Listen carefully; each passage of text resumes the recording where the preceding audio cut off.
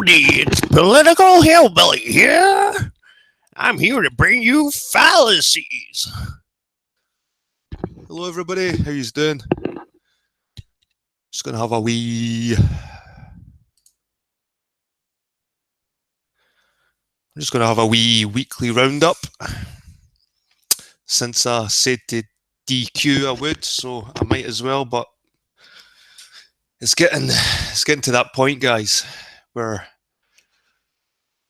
Flat Earth, they just keep saying the same things, and then something happens, someone says something outlandish or outrageous. Like Bob last week, man. That was unreal. Actually, the whole show was unreal.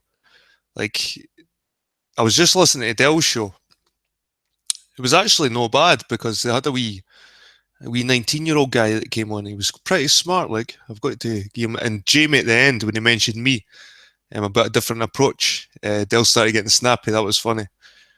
But the whole non-religion, like it or not, religion is in Flat Earth. Just the fact that you're a Flat Earther. Flat Earth is kind of a religion because you're believing in something without evidence. Dogma. That's the way I see Flat Earth. Dale says don't talk about religion, but Flat Earth is a religion. Flat Earth is like a rebellion against good science, good people, good religion. Listening to Bob last week, man. Oh, people, that should be the warning light now. Like, now and again, they gain a certain amount of followers. And when they want to clean out the dissenters, they say something outrageous, just like Antonio used to do. He used to do it all the time, and you used to wonder why. Why would you do that to yourself? But it's to clean out these dissenters, the people that don't think the same. And Bob, man, and so you could just hear Jaren. Jaren was like on the back foot. He's backpedaling. But the whole hangout was weird. Anyway, Dell's one was all right. I've got to say, I quite enjoyed it for once, because he's his usual touchy self. I like it when Dell's touchy. It's quite funny, especially when people start speaking against him just a wee bit, and you can hear the tone changes. Right, like, I'm friendly. I approach people friendly. It's like fucking hell. Just the way he responded to Jamie showed that it's like if you speak out of line, these people soon smack you back into place again. I was just I flicked over to Political Hillbilly. I listened to him rambling on all his shit. But Bob, people should be talking about Bob, because 1,000 people tune into that fucking Globebusters. 1,000 people will be tuning into Globebusters tomorrow. So people have heard this. Like, a lot of people have heard what he said. It's disgusting. And if you never heard what Bob said, skip to 3 hours 29 minutes. It's around about that time. I don't know what you see 3 hours 30, because it would sound like a whole 33 thing, but it's around 3 hours 29 mark. But the whole show, that Sherry and Chris Geo from Truth Frequency Radio, this is Jaren's. This is who Jaren's got a show for, and they're just a couple of new age space cadets. Honestly, the guy, that Chris Geo, he almost sounded like, he reminded me of Quasi-Luminous. The way Quasi-Luminous would go on those rants, those weird rants that they just forever ramble. Word salad, new age word salad, using all those words, trying to like trying to be so profound. When he took his DMT, they were talking about DMT. So they're trying to get kids on this. This is another thing I keep hearing. It's like an alarm bell. Kids. And even Dell's show, some guy had his kids on in the background, and he was freely speaking about flat Earth and how the globe's a lie and this and that, and water can't stick to a ball, when his kids were standing right there. And at the same time, you've got Bob over in Globebusters. So kids are going to tune in, and then they go to Bob, who says that because we're infinite beings, that kids choose to be raped. That's what Bob said. It was unbelievable, guys. Unbelievable. And he went on to Nathan Oakley's show after it, tried to do damage control, saying he was just playing devil's advocate. But go back and listen. He was actually practically arguing. He even says to Jaren, what was the word that he used, or the phrase he used? Has it ever occurred to you? Has it ever occurred to you, Jaren? And when you hear someone saying that, has it ever occurred to you? That's an insult, because it's like saying, have you ever thought of, is your puny little mind ever thought about it this way? And we can all talk about morality, but everybody knows what's right and what's wrong. These people try and make it subjective. It's objective, right and wrong, good and bad, evil. Good and evil is objective. It's no subjective. It didn't let people tell you this crap. You won't have to get taught that killing babies is bad. Like you could get brung up your whole life, raised your whole life, without being taught that killing babies is bad. And if you saw someone killing a bunch of babies, you would just inherently know that that's wrong, that's bad. It would just feel wrong, because you've got built into you. People have got this built into them. Maybe evil people have got inherently evil built into them. But they're trying to blur it. They're trying to make out that there's this objective and subjective, and it's this new age. I'm telling you, I used to say it before I went, like, but they eased off it for a while. Antonio, he's a right new agey speaker, and they were all going down the whole new age and the occult. The occult, they go on and on about the occult, and the occult is just the new age. It is. That's what they pushed. The occult pushed the New Age. And the occult is just devil worship at the end of the day. Come on, it's hidden knowledge. That's what it means, hidden knowledge, the occult. So these people like cathetics and that, it's only hidden knowledge. It's only hidden knowledge. Now it's the hidden knowledge that the devil apparently gave Adam and Eve. That's the whole hidden knowledge that God was trying to keep knowledge away from Adam and Eve, and the snake gave them it. So the whole occult and the New Age, and they worship the devil. Simple as that. You can go about it any old way you want, but I live in a city there's a balance, there's a fine line between. I live in quite an evil city. Edinburgh's quite evil. I've realised that when you're walking around, it's quite an evil place. There's nice parts, there's beautiful parts of Edinburgh, but there's really evil parts as well, and apparently haunted parts, and can really there's witches used to get burned, and there's a lot of witchcrafty things going on in Edinburgh. So it's quite an evil city, and I can see it all around me, even in the architecture. Edinburgh was called Rome of the North because just the way it looks. There's architecture here that's like Roman architecture, and there's a right feeling of Rome in Edinburgh. Even though the Reformation practically chased most of it out, it came back. It came back, and like it or not, guys, it's like this. We all know that the Pope and the Catholic Church is the most powerful entity in the world. There's no doubt about that. There's no doubt about that. Biggest religion in the world, the most powerful, richest. There's no doubt about that. They obviously got chased away back in the day, but they've never went away. They've hidden themselves, and in this day and age, they hide themselves within New Age and groups. Because all Catholicism was paganism with a Christian mask. That's all Catholicism is. Paganism with a Christian mask. And this is what I think's behind the flat earth. Let's get this straight, guys. Right, I've came to the conclusion flat earth's a lot of shit. So now I'm thinking, is it organic or is it a natural homegrown movement? And I've came to the conclusion that it must be pushed by some organization, something bigger than just a person sitting in their flat. What organization? Then you've got to ask yourself, who would push something like this? And all roads just seem to lead to Rome, especially all this New Agey stuff and the characters within Flat Earth. A lot of them have got Catholic backgrounds. And Catholicism, Jesuits, whatever, they'll do anything. They'll hide themselves within other groups to take over them.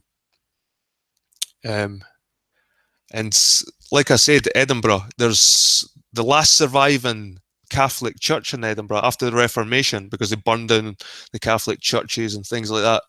But there was one that survived, and it was the Church of St. Mary's, and it's in the central. I've been in there. I made a video because I wanted to see what it was all about. I've been in different churches, but I wanted to see what the Catholic Church was about. So, nice people inside, lovely Catholic people are nice people. Maybe they don't really know what happened to the religion once the Romans got hold of it. Because it's just Babylonian. It's Nimrod. They worship Nimrod. I've got giant phallics. They talk about the obelisks in Washington and Rome and London. All these. There's a massive one in Edinburgh as well. Massive obelisk. It stands on the top of a hill. You can see it in the skyline. Big obelisk. And we know that's connected to Nimrod. That's meant to be his phallus. But outside St. Mary's Catholic Church, there's a big bronze foot. Giant. It must be about 7 meters in length. 6 or 7 meters in length. And a couple of meters high. Bronze. and then there's a hand, and it's holding little spheres and stuff. Just a hand that's cut off at the wrist.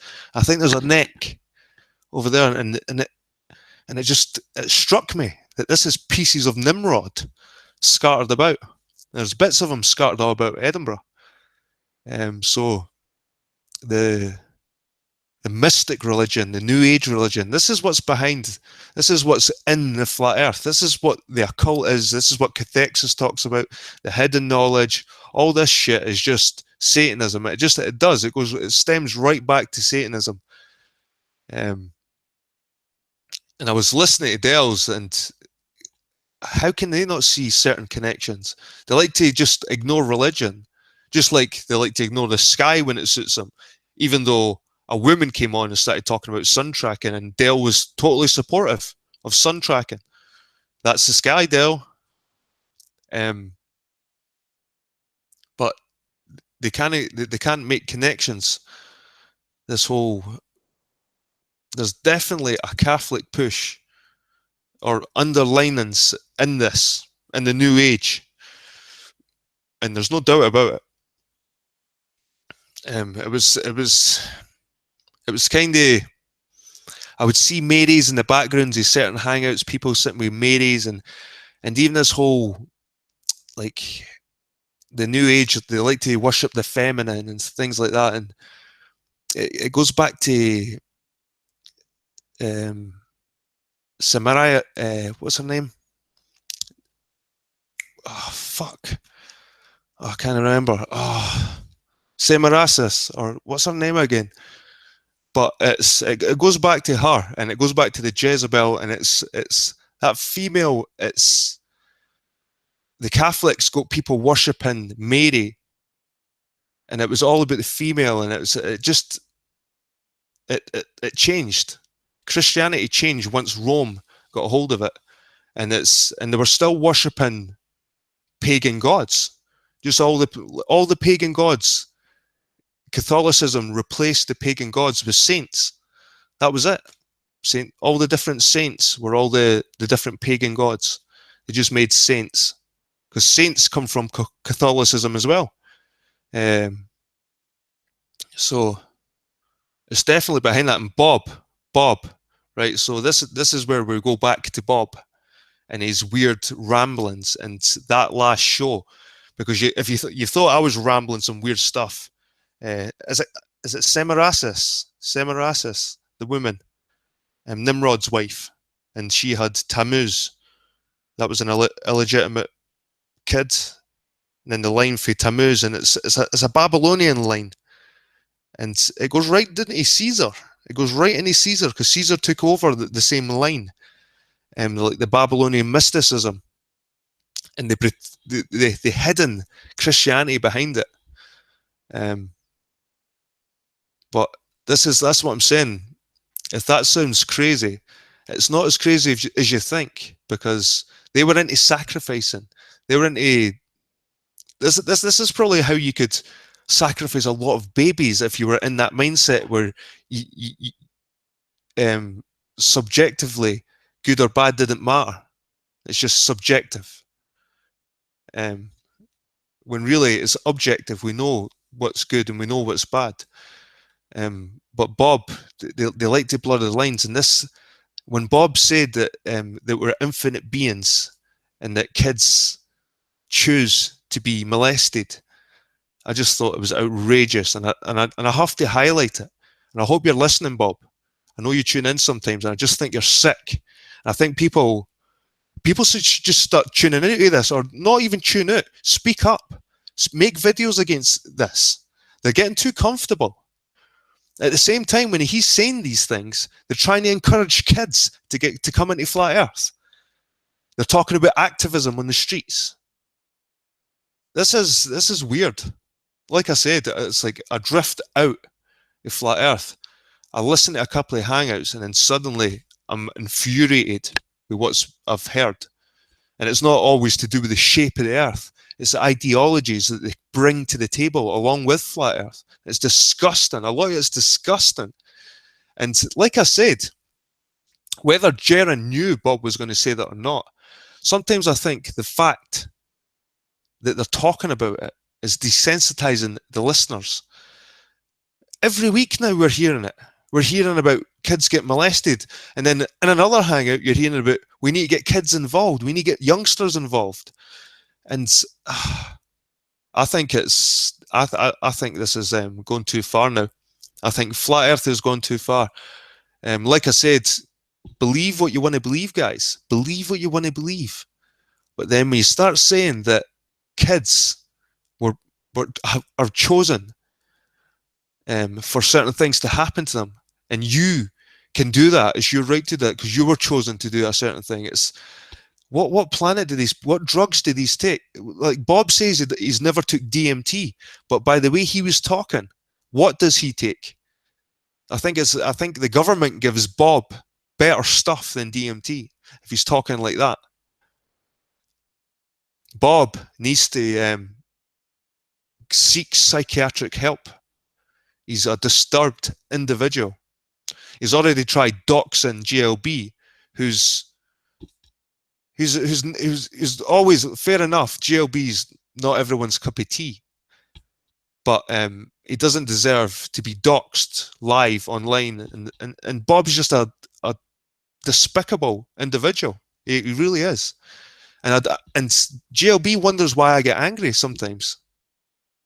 He does. He says, why do you get angry at these people? But you listen to them and they've got 1,000 people listening to this rubbish.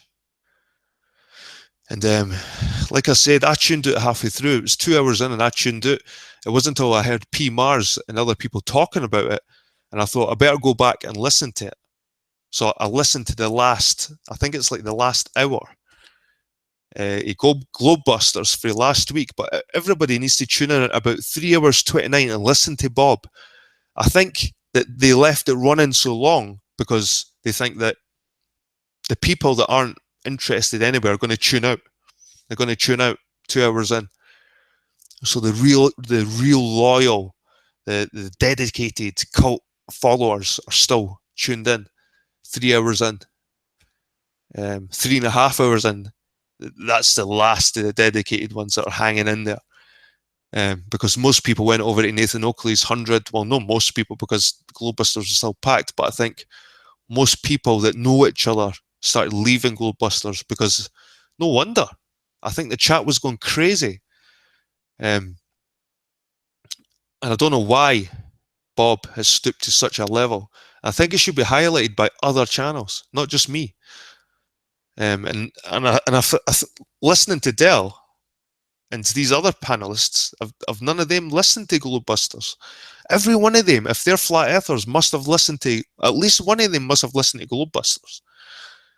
And that would have been a topic I would have raised on the panel tonight if I was in Dell's and I was a flat earther. Because I'd be concerned if I was a flat earther. I'd be like, right, guys, we're all flat earthers here. One of the biggest YouTube channels on flat earth had a hangout and they were talking about kids and this. Right, this is an issue, guys. What should we do about it? No, none of that. It has to be the people that believe in the sphere earth that have to raise the issue, and we get called the trolls.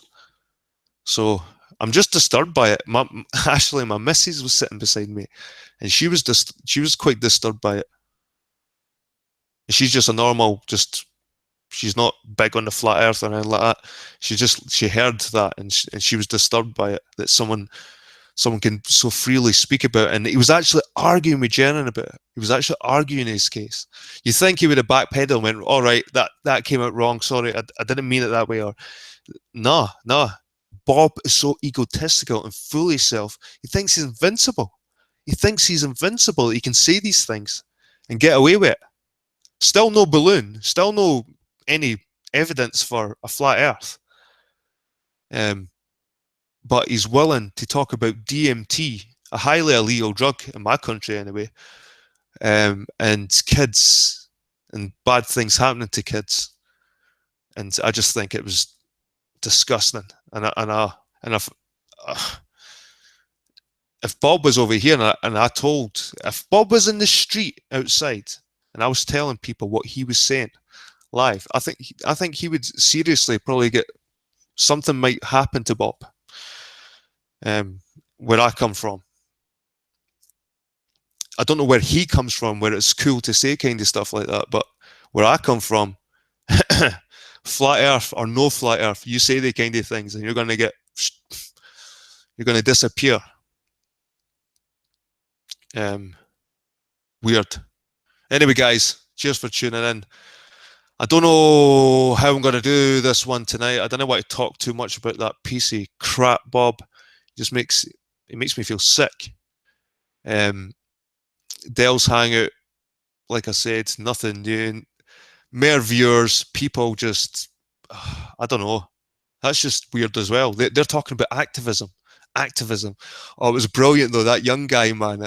Like, you guys must have been tuned in. If there's 300, anyone that's watching me right now must have been watching Dell. So anyway, you'll know what I'm talking about when I say Kenneth, the 19-year-old guy, and he starts talking about eighth dimension and some crazy ass shit. But intelligent sounding stuff as well. It doesn't sound like he was just making it up. And for a young guy, he sounded pretty knowledgeable, and that wasn't all he was talking about. He was talking about other things. And do you know what? Dell's buddy, the so-called math degree, sitting there, couldn't say a word. He was speechless because that young guy made that panel look stupid. He was only 19. Maybe that's what's went wrong.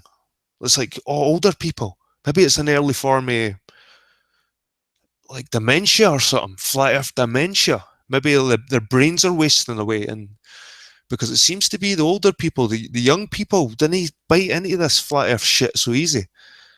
They like to drag younger people on, like people like on Dell's show, that guy was including a kid in the camera, but they've not got a choice. They're little kids. They're getting forced to be on the camera. But if you ask an 18-year-old or 19-year-old if Earth's flat, that age range is going to laugh at you. Even with guys like Bob and Jaren, and as much as Bob and Jaren seem quite cool and hip to 50-year-olds, to 19-year-olds, Bob and Jaren are just losers, like complete losers. They're not going to convince anyone. And same with Dubé. Dubé on Dell's show, wasn't impressed at all with him. He seemed less. He makes good videos, but live, it just shows. It shows you what kind of person he is. He was sitting like off camera, and he was late coming on, and he was just amateurish, and it just seemed really shitty stuff. So it's all, although it's picking up somehow, don't know how the numbers are picking up. It's going downhill. Come on, there's no doubt about it. It's going downhill. Even guys that came on Jamie's show they're kind of standing up to him a wee bit now. Like Jamie mentioned Richard French, and I spoke to Richard French, flat earther, but really nice guy. Me and him had a really good hangout, and we spoke. I think we said about two things about flat Earth, and then we went on about religions and Freemason. Well, I think we spoke about lots of different things. It was really good. But we also spoke about the way Dell approaches people in the street, his method. And like I said, there's different ways you can go about it. It's like the aggressive salesman. The aggressive salesman on the street that pulls you up in the middle of the street. He's still being nice. He still comes up to you with a smile on his face. Doesn't mean he's not being aggressive, trying to sell you a product. Just like they're trying to sell an ideology, they're like aggressive salesmen with a smile on their face. But they raised the issue that maybe the public should approach them, because I said to Richard French, well, why not Dell stand in the street with a sign saying, I'm a flat earther, ask me questions, or something like that, and just wait for people to come up to you and speak to you. Because those people that will come up and speak to you will genuinely want to know. And they'll maybe be prepared with some questions they've got themselves. And I think that'd be a good, maybe set up a stall saying, flat earther, come and speak to me about it. Going up to people in the street, it's a different tactic. And he's calling it activism. So Activism is a strong word. It's a movement. Anyway, I just got an email. I'm going to check it. Just in case it's somebody asking me. Because I might have people on, guys. I'll see.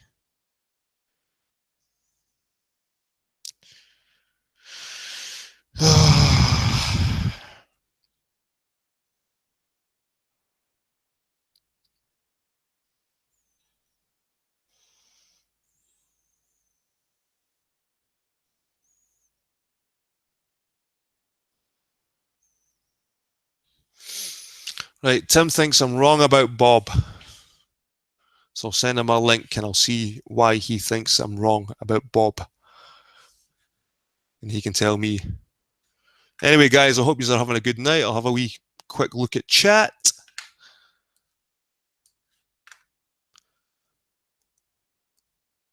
Who have we got? John LeBon, Jedi Sentinel, Joven Trendmaker, Spectacles, Victoria Sarton. I see all political hillbillies. He must have finished over there, eh? I see all his dregs have came over here. Mr. B's here. Hello, Mr. B. Channel Q. Nice to see you, Laurie Gale. Flat Earth Central. Space Lord, DQ. Charlotte, 1966. COINTELPRO Killers. Muscle Car Rock Lover. AIK, Gav is a retard. And I think that's everybody covered. Nice to see you all. Hope you're having a good night. And we'll have Tim on for 10 minutes. The guy who's going to leave Flat Earth. Right.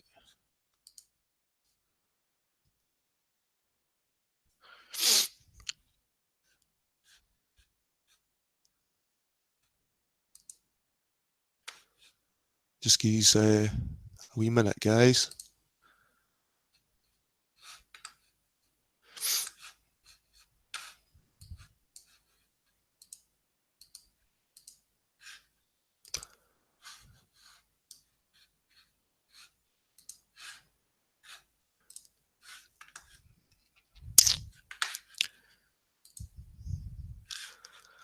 Let's hear Bob, no Bob, Tim, tell me why he thinks I'm wrong about Bob. I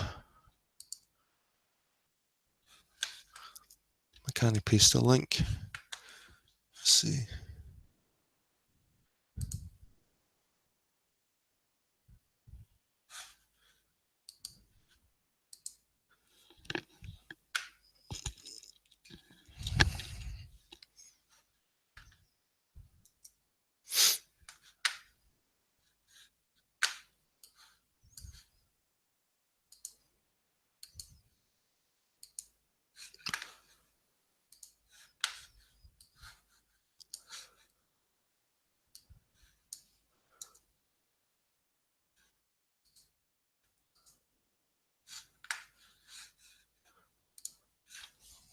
Right, that's a link sent to you, Tim. You can hear what you thought about the whole weirdness of Bob and Globebusters and the channel. What's the channel? Truth Frequency Radio. They have like shills. They have a shill list.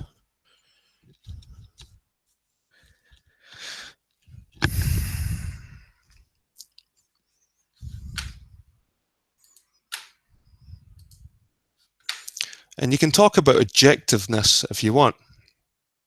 And you can put yourself in all different scenarios. Hey, Timmy. Hey, what's up, buddy? All right, man. How you doing? Hey, good. I just wanted to say basically that I feel you. I actually was listening live, even though I pretty much had quit listening to them for quite a while. And I understand, you know, it's offensive to even think about to people like us. But I just did want to get into and pick your brain about how you could say that morals are objective.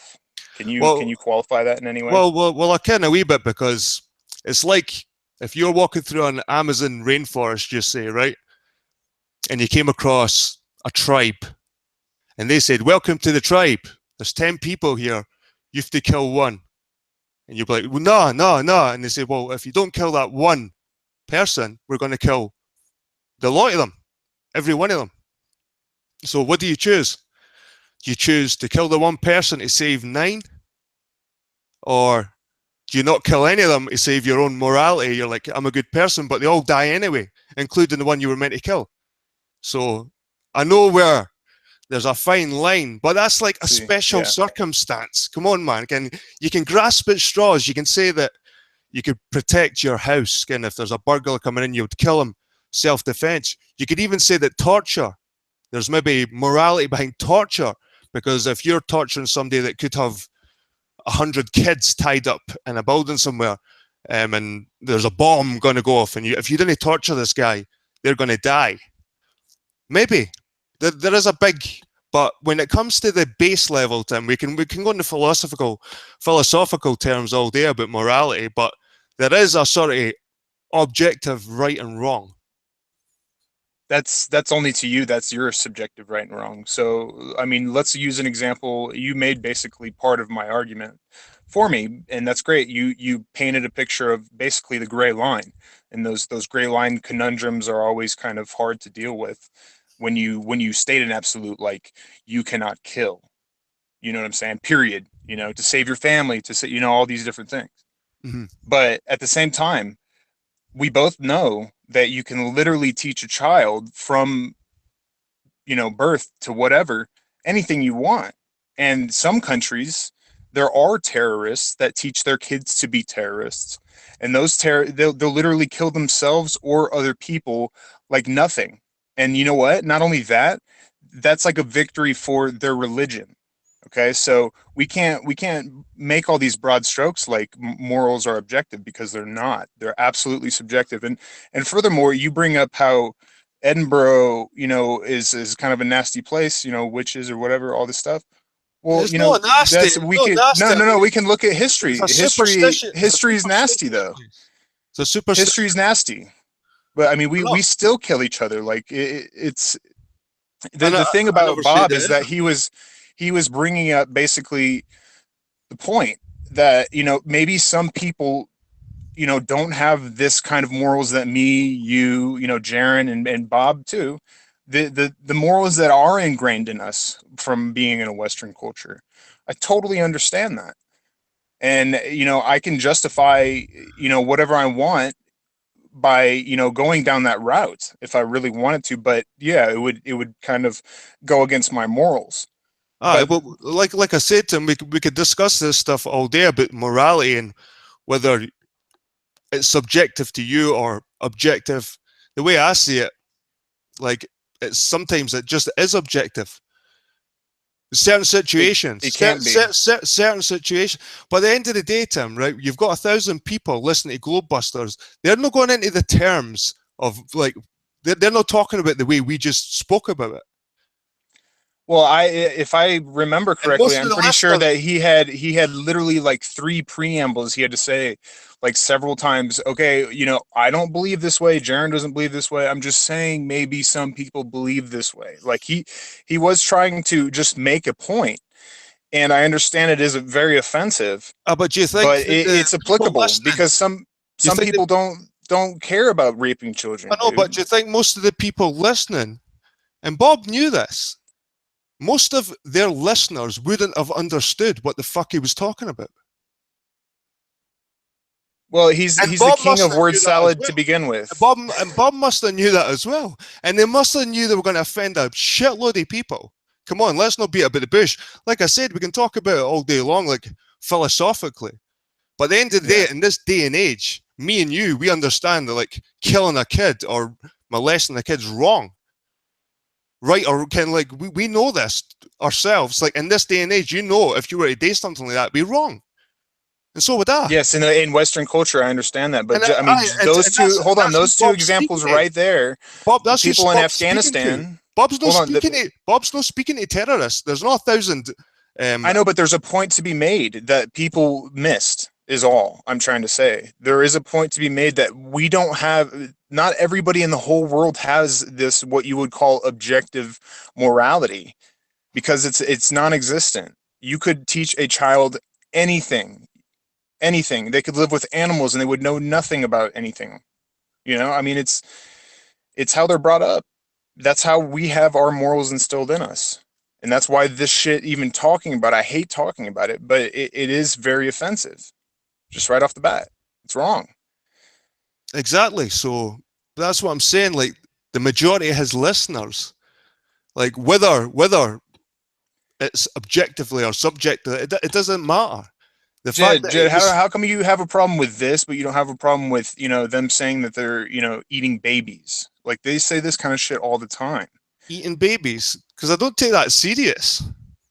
Do you Well, think they're eating? Do you actually think they're eating babies? not really eating them, but I could probably make an argument that maybe there's some kind of stem cell research that has been done that Oh, there's they could have obvious benefits from. research. They could have benefits from. South Park's made fun of, like, Christopher Reeves was like sucking the stem cells to get younger, and I know there's been scientific. They've even done tests where, like, an old mouse, and if like I think it was the young cells for a younger mouse, and gave the old mouse, and the old mouse started regenerating like young cells and stuff like that. So I can see where maybe there might be a science behind it, but I can't see like this Illuminati like dinner table set with babies on plates and stuff. No, I don't either. I've heard they drink blood. I've heard the pedo stuff. I mean, basically, what they've done is smeared. I mean, even you think of Skull and Bones or the 322 and all these different things. Like you look at those conspiracies, and there's always something like they have to do something terrible. They have to kill someone, or I mean, even our politicians, like a lot of conspiracy theorists will go around and say that it's a form of blackmail, that they'll get them messed up or whatever at a party, then take some pictures with underage people. And I mean, I've heard all kinds of stuff, but I mean, the problem is there's really no evidence for this until they get caught. Well, I was about to say that, Tim. It's just like when we argue about flat Earth, we could say that about these politicians, and they could say, "Well, where's your evidence that any one of them have actually done anything to any kids?" Like, we're just listening to David Icke most of the time. Do you know what I mean? And I know that they get caught eventually, like Jimmy Savile, and then you can connect them. And there's certain, like, in Britain there was he's a well-known paedophile, but the woman that was investigating the paedophile thing in the government, that was like the sister-in-law, the guy who was doing it, or something. Apparently they were all connected, and I could see maybe that there might be a ring, but I'm not sure, man. I'm not sure about the whole baby eating stuff. Yeah, that's ridiculous. But I would say there could be like a paedophile ring within these governments, definitely. But eating babies and stuff, that could be like just shit to pollute that. Just like Flat Earth is there to pollute maybe us looking into whether NASA is a legitimate company or not. Maybe Flat Earth's been thrown in there to just fuck that up. And just like the paedophile rings, maybe the baby eating stuff's been thrown in there just to pollute proper, legitimate investigation in it. Because same again, like, people might hear about this and think, what, Westminster? And as soon as they start looking into it, the first video they're going to see is somebody like talking about baby eating, and it maybe discredits a whole lot. So I think there's a fine line, man. I think every conspiracy, Tim, has got like a big pile of shit on top of it. There's a truth. There's like, it's like a sandwich. It's like a sandwich. Even like, I think even chemtrails to a certain degree. I don't think there's chemicals. I don't think, but what I do think is there's a lot more air travel. So there's a lot more shit in the sky now. The contrails that come from planes, there's just more of them because there's more travel and it's cheaper. There's flights, thousands of flights every day leaving. So I think within every conspiracy, there's like, just like, it's like a shit sandwich. Yeah, there's a bit of truth in the middle. And yeah, I think it's important, and that's why I kind of wanted to have a show called Breaking the Bias, because I've kind of tried to do that with everything, and even with these kinds of topics where I have that immediate reaction, and I kind of question myself, and why do I believe that? And basically, for the under adult thing, I mean, it's pretty clear that my justification is that I value innocence over pretty much anything, Mm-hmm. and because once it's taken, it's gone. Mm-hmm. And a little kid 2 years old picking you a flower, like, where the fuck does that come from? He didn't learn that from anybody. He just did it, you know. So that's my justification for that. But Well, that's why where sometimes I can see the objective good, because I see my son and there's things I've not taught my son, and he just does to be nice and good, and I've not taught him it. He just does it. It's like you wonder, yeah, you think to yourself, is there an objective good built in all of us? And because of all this shit we see and listen to, like on YouTube, do we forget? Do we like start trying to justify certain things by saying, "Oh, it's subjective. It's subjective. It's like I think it's 100% subjective, man. And really, like I was saying, a good example is a place like Afghanistan, where the two things that we think are like the craziest, the under adult thing and killing people, where the men uh will go and mess with little boys, and I know, it's but normal. see when you It's see not like wrong to them. see when you see like these little kids on the news, CNN, and they've got the machine gun and the dad's holding them up and they're saying like death Yeah. to the Westerners. But at the end of the day, that little boy had to get a gun forced into his hand. He probably had to get that black bandana tied around his head, and he probably doesn't want to do what he's doing. I understand, but the thing is when you get locked in the group think mentality, when you're around people like that, and you think it's cool to go out and kill infidel, and cool to go out and get your jollies off with other sources because of whatever, then that's just how it is. That's just fucking how it is, dude. There's cannibal cultures. I mean, all throughout history, people were killing people like it was nothing.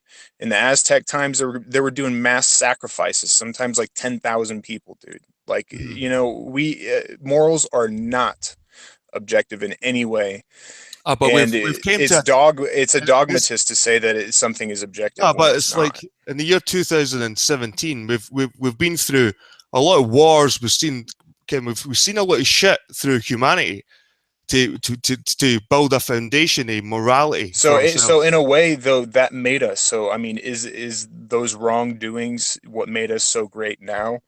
Aye, To be aye, completely forgotten about? because you have to make mistakes and you have to do wrong to know what's right. I We agree. we had to do a lot of shit and bad stuff to people, to know what was. And the European race has been one of the worst. We've conquered the whole world and killed most people.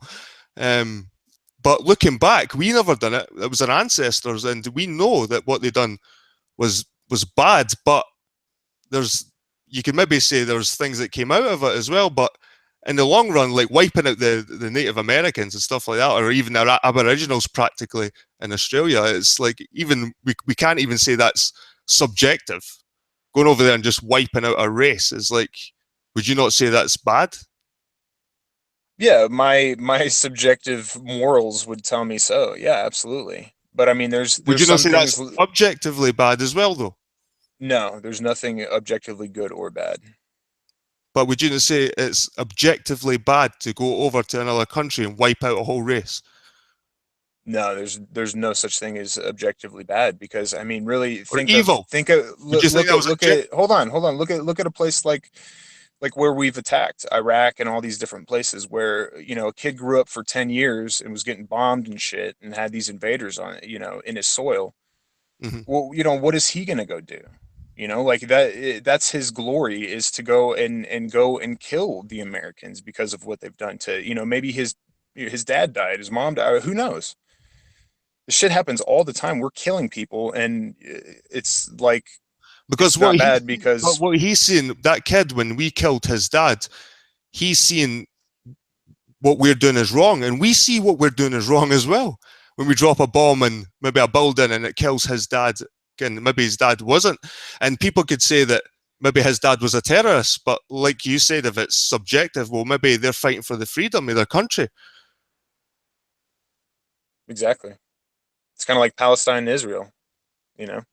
it's all subjective, man. Pretty much everything is subjective besides reality. Like, there are objective truths. Like we talk about, obviously, the shape of the Earth. There is an objective truth to that, and there's many different subjective truths, held by many different people. You know, concave and flat and whatnot. But there is an objective one. You know, and with morals, morals are completely human fabricated. I mean, you look at throughout nature, you think you know, a lion has morals when he sees a little gazelle that he could go and fucking maul and eat. I mean, it's all subjective, man. It's our you know, hippocampus, our frontal cortex. We're here, you know, in a different way than everything else. So it's interesting. But you need to come to some agreement with other people in a community. Imagine, Tim, if everybody just said, right, good and bad is just subjective. Like, how would a society like run if No, everybody? the thing is you would tell why those things are bad.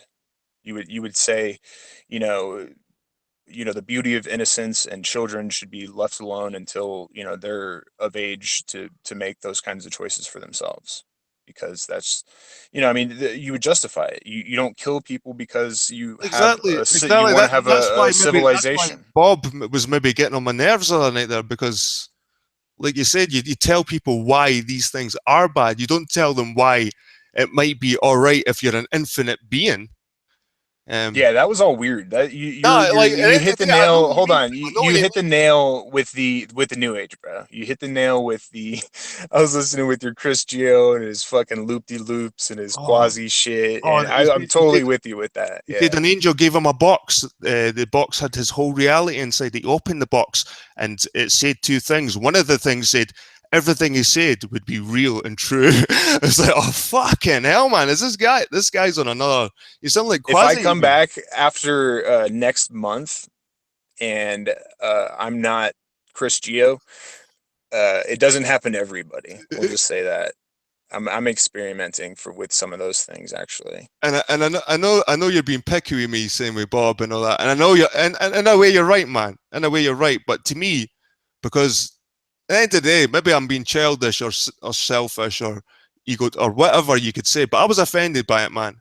And so I'm looking for a way to justify it. And I think it's because I feel I'm good and he's bad. Ken, if he can sit and talk about it and justify it, like to say that we reincarnate, and because we're reincarnating all the time, it gets boring. So let's see what rape feels like, or let's see what getting murdered feels like. Let's be a murder victim this life. He was giving Um, possible scenarios, and he did say several times that he doesn't necessarily believe that. I mean, there was totally so many premises he tried to have where he was really just trying to invoke thought, do you in not my think it's opinion. strange for a flat Earth show, man? Oh, it's absolutely strange. But look, flat Earth is completely strange. So I'm just here to basically say that some of these questions need to be asked by people within themselves, and not just, you know, this knee jerk reaction that really you don't have anything backed up to justify it. Well, I've got I myself. mean, I've got myself, man. I've got my own. I've got my own moral sort of yeah, compass, which I sort of go by. And fair enough, not everybody's goes by my fucking moral compass, but the way I see things, that most people see what like things happening to children, like you say, the innocent. Most people value these things, and when you hear something that goes against it, and fair enough, you maybe not meant what he said, or you're speaking a bit of philosophy, like in a philosophical sort of term, but yeah. just the fact I'm speaking about it, it just bothered me, and I just No, I agree. It's definitely inappropriate for quote unquote flat Earth show, but then again, they have no content. They have no new content. All the old content has been debunked, so they are exploring new ideas.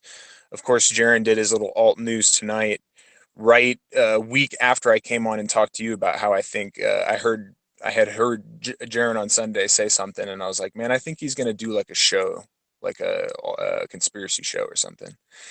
And I guess that didn't go well. I don't really know if you've noticed. I don't think he's really posted any of those. And it was right after people like, I think Vancouver actually brought up that their last show, I believe, was when there was like 100 viewers, and you're talking about 110,000 combined subs, give or take, quite a few with combined same people, but Mhm. you know what I'm saying. I mean, have you seen that show? I don't know if they No, kind of shut it down. I've not seen it, man. I've not seen it. Did you listen to Dell tonight?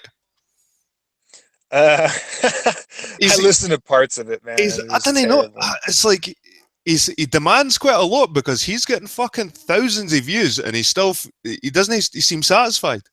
He doesn't seem satisfied. He wants people out there doing the same shit as he's doing, so he can sit back and watch. He's not satisfied about doing this, and people going, "Well done," because I think what he's doing now is highlighting his activism rather than entertainment. I think people are still looking at these street interviews as just purely entertainment, and he's trying to Truthfully, push activism. that is what a winner does, though. That is what a businessman does. He does replicate himself through other people. So, in that terms, I mean, yeah, I would get pissed if I was John LeBon or a uh, Dell or whatever, probably, and I was the only one going out and doing it, and you had a bunch of just fucking mouth breathers that just wanted to come and troll a chat and feel like they're part of a community, Uh, you know? So. Yeah, I watched a bit of it, and did you see that young guy? no, I did hear at the end though. I was pretty I was pretty happy. He got mad at that Jamie. slow guy. Yeah. I Oh my God, that was so funny, think dude. he did I get was gonna mad at email Jamie. you. Yeah. I mean, I don't know. And I guess the guy after him actually brought up pretty much the same thing. Like, I wonder if it's been kind of a topic for a debate for people that he's going out and kind of aggressively doing this. I mean, even they are talking about it. That's why I'm like, it must, people must be talking about it, Oh, well, I spoke to Richard French. That's what Jamie brought up. He said that Jed was speaking to Richard French, and that triggered him right away. It was like, bitches, they're just bitching, they're bitches. And it's like, oh, yes, man. So there's Jamie. But that just showed that the level of patience Dell has. Like, his patience is so thin. People are walking just on eggshells around the guy, man. I couldn't speak to him really because I know I could trigger him so many times. What was wrong with you anyway? Why did you block me, you dick? I didn't. I didn't. You're back. You're back I know I'm strong. back. Well, what were you doing? Well, I just annoying you, man? Some things Just are irritating you. not out in the open to be known, I suppose. But um, I didn't take offense, man. I did take offense. I can take it why on the would you? chin, man. I can Why take it. would you? You're a Star Guides. You're a me. You're some of these other people that are. That's why I come and talk to you, and that's why I listen to you. Is that, I mean, you even Jim Panda says this too, that you kind of say some of the things that we're thinking in our head, and it's like I think you're real, dude. Like Cheers, man. you know, I heard you say that to P Mars the other day. I thought, Tim, yeah, I think he's cool. real too, So man. I cool. think he's real too, because the thing is sometimes I do test people just like you say that you test people, Mhm. and it's about that test. A lot of times with me, are you gonna get really butthurt? I mean, really, or are you just gonna be like, oh, okay, you know? Mhm. And that's what I want. I don't want to be anybody's. And I don't want to be perceived. Everybody's like, "Oh, you're sucking Jed's dick," and saying that about P Mars and me and Cindy Pritchard and shit. I'm just like, what are you talking about? People that I talk to and agree with, you're gonna say that about? That's just so silly. I don't Aye, know. I'm the same. That's why I didn't like. We had a couple of hangouts in a row, and then I thought I'll just have a couple of hangouts where I'm just having a diatribe sort of thing, like yes, sorry, just a single kid. I'm just sitting there talking rubbish myself Monologue. because I don't want people to think that there's a clique forming of the Globers and things like because there's Yeah. no it's a natural thing. It must be just a natural thing. Like groups just gravitate towards each other that agree, but. They do. Absolutely. You look at Earth discussions, you look at Poncho Chan, you look at I mean, some are more echo chambered than others.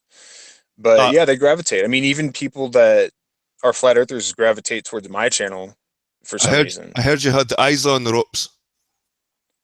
Uh, man, one of the things that I really don't like about some people is that I remember the conversations that we've even had and what fucking show even, dude. My memory is really great. Uh, And I know that we've had all these conversations, man. All of them, I've gone into depth with him about the Southern Crux and Sigmar Taintus and all these things, man. well, And he's he comes new. on and he just goes in and just says, "Oh, I mean, he doesn't adapt his arguments. Like if you're gonna come on and talk to people that are gonna say something different and kind of call you out on it, like the best thing that you can do, and this goes for Dell too with Jeremy's video. Like, go watch Jeremy's video 3 times, Dell. Go watch that motherfucker and see what he's saying and adapt your arguments, dude.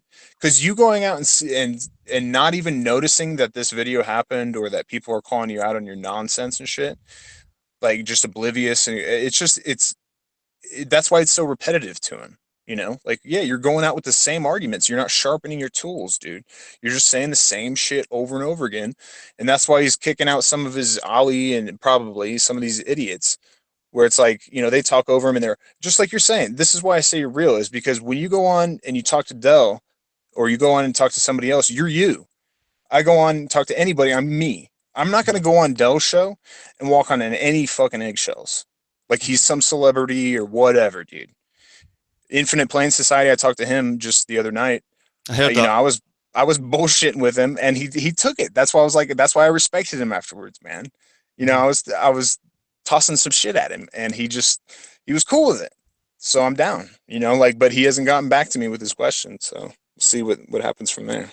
Jenkins just maybe he's learning. Maybe he's coming with the argument, sharpening his tools, going away and sharpening his tools, so he can come back with a counter argument. Do you think? Or Dude, the thing is with the flat Earth, I pondered this a bit when I was meditating. I was like, could this come because everything that I've ever done within the flat Earth, my words, all these things that I brought to the table have been basically adapted in their repertoire, basically. So it's annoying as fuck. But what were you just saying? Sorry, I lost my train of thought. What was the main thing? no? Well, we were talking about ISA, but what I was saying was Ah, in that hangout, and I noticed he said it in a few hangouts before, but he brings up the argument with the navigational. the Is it? planer, the planer, yeah, Aye, yeah, but dude. I heard that. Who was it? Uh, But they said that the sextant measures the North Star to the horizon by degrees, and it just made sense. It was like, oh, again, Yep. that just He's couldn't work he's on a flat. literally bro, he's literally proving the globe Earth, saying he's talking about latitude. He's talking about using a sextant to fucking circumnavigate. I mean, literally, if he understood and did research about circumnavigation and people traveling in the southern hemisphere, and then tried to come to grips with any kind of flat Earth model, no matter how you fucking cut it, dice it, whatever, it just doesn't work. And the thing is you shouldn't really throw out the baby with the bathwater, but with just like the whole NASA thing, man.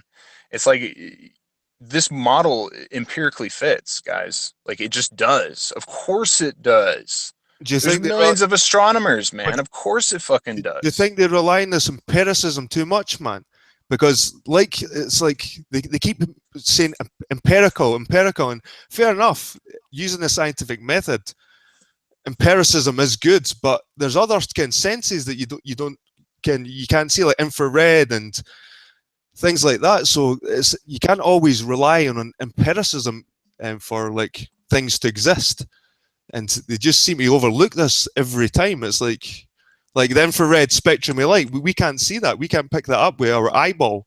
We need like special equipment to see that. So there's obviously things in this reality that we can't sense, but it exist. And it's the whole empiricism. It just it seems to be that people get stuck in empiricism, and it's good for our argument as well for the globe, but not everything is empirical. No, no, and I think that I kind of highlighted when I talked to Nathan Oakley and VB the other night. I don't know if you ever caught that one. Just a total shit show. But He brought Nathan Oakley. I kept asking him for Oh, some I did. evidence. That was the It's one where terrible. Validation Boy kept saying, "Go and speak over me. Go and speak over me. Go and speak over me." He kept saying it over and Yeah, over he does again. that sometimes. Shut up, Yeah. you idiot.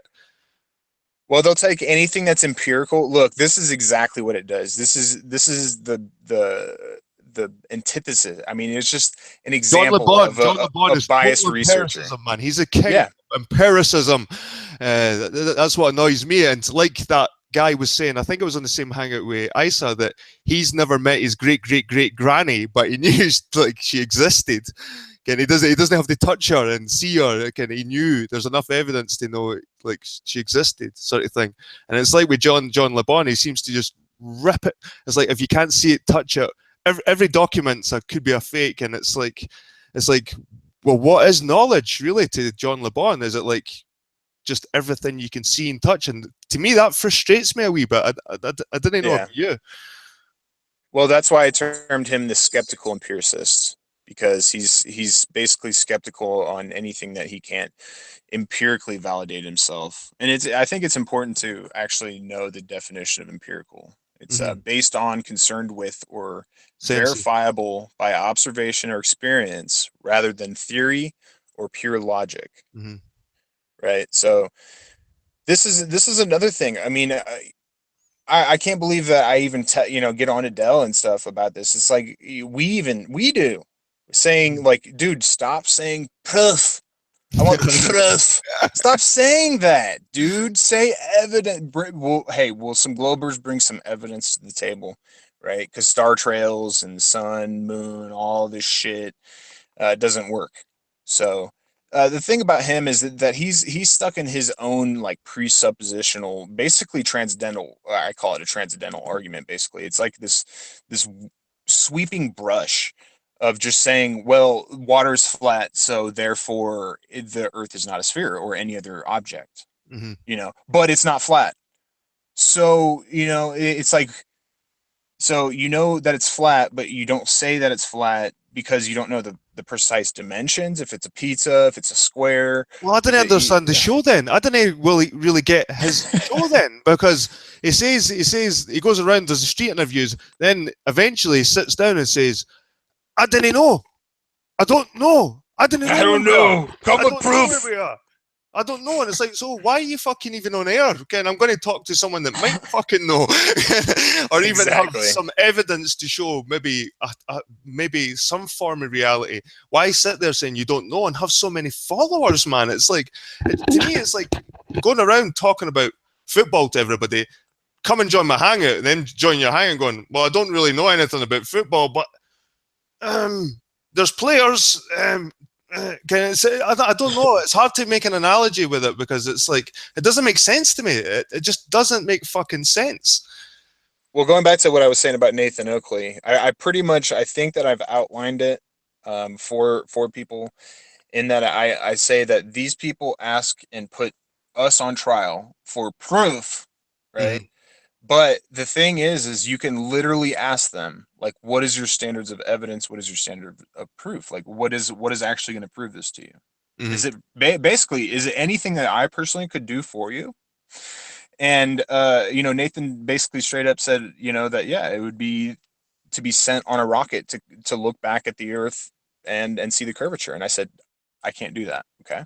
So this is where this conversation needs to go with people that are in this globe thing, is that really you have to turn the logic around on them at all points from now on. Literally, when they say that, well, all of NASA's fake. Well, how are you able to justify that? How are you? So that they're underwater, or that they're all these different things. So how do you know that? Where's your justification for that?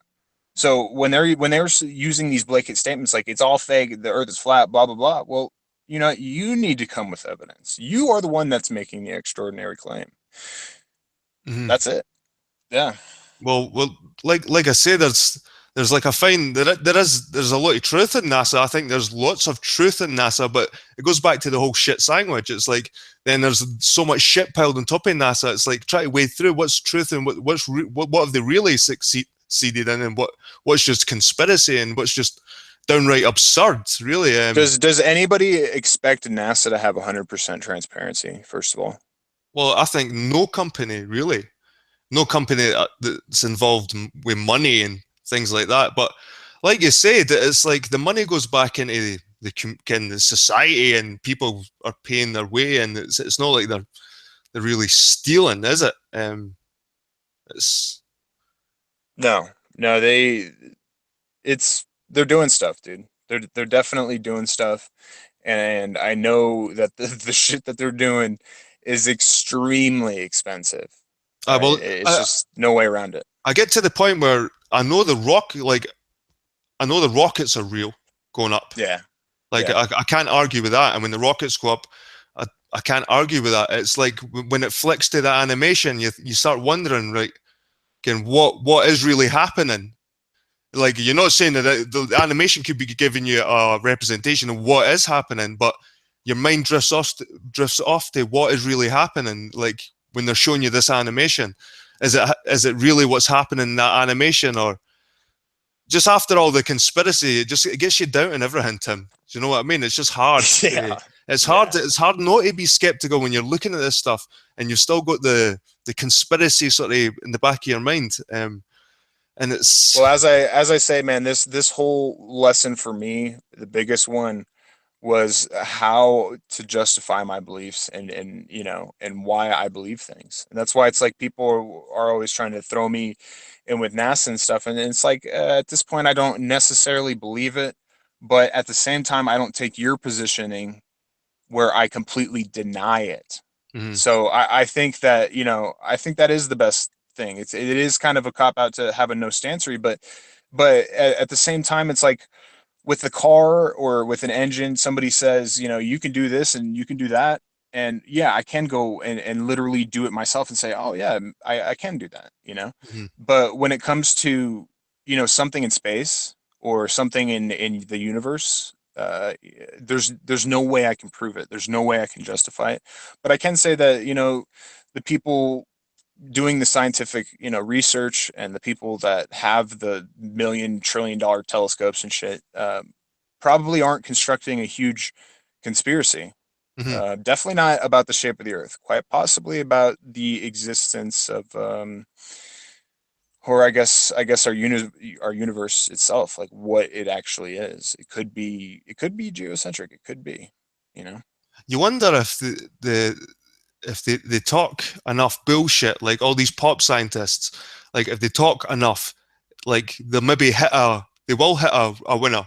And if they just come out with as many like parallel universe, projection universe, kind of all these different theories, quantum, all this stuff, if they just throw that many outlandish theories, they might just hit the one that actually works. And there might be a truth somewhere in all that mess. Yeah, Because you pick up a theoretical science fucking book, dude, and it's all nonsense. Mhm. Like it's all mathematical constructs, and the thing about mathematical constructs is that if it has predictive capability, it does hold a lot more merit than something, say, completely a theory saying that there's endless plane of universes where me and you are talking, but we're both black people. You know what I'm saying? Like, Mhm. I don't believe, there's no way that anybody could know that. Mhm. No way. There's Right. no Well, evidence for it. you believe in the quantum stuff, eh?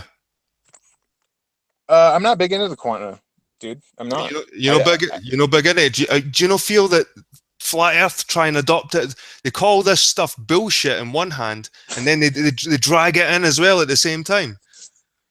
It's the selective, basically whatever they want to cherry pick and believe. It's just like Because that John Stunja guy where he basically is an armchair, just researcher, right? That looks up all the definitions, and some things he doesn't particularly like, and some things go with his confirmation bias, such as the double slit experiment. Mhm. So he will come and say, "Oh, this is proven 100, but fucking push it as hard as he can."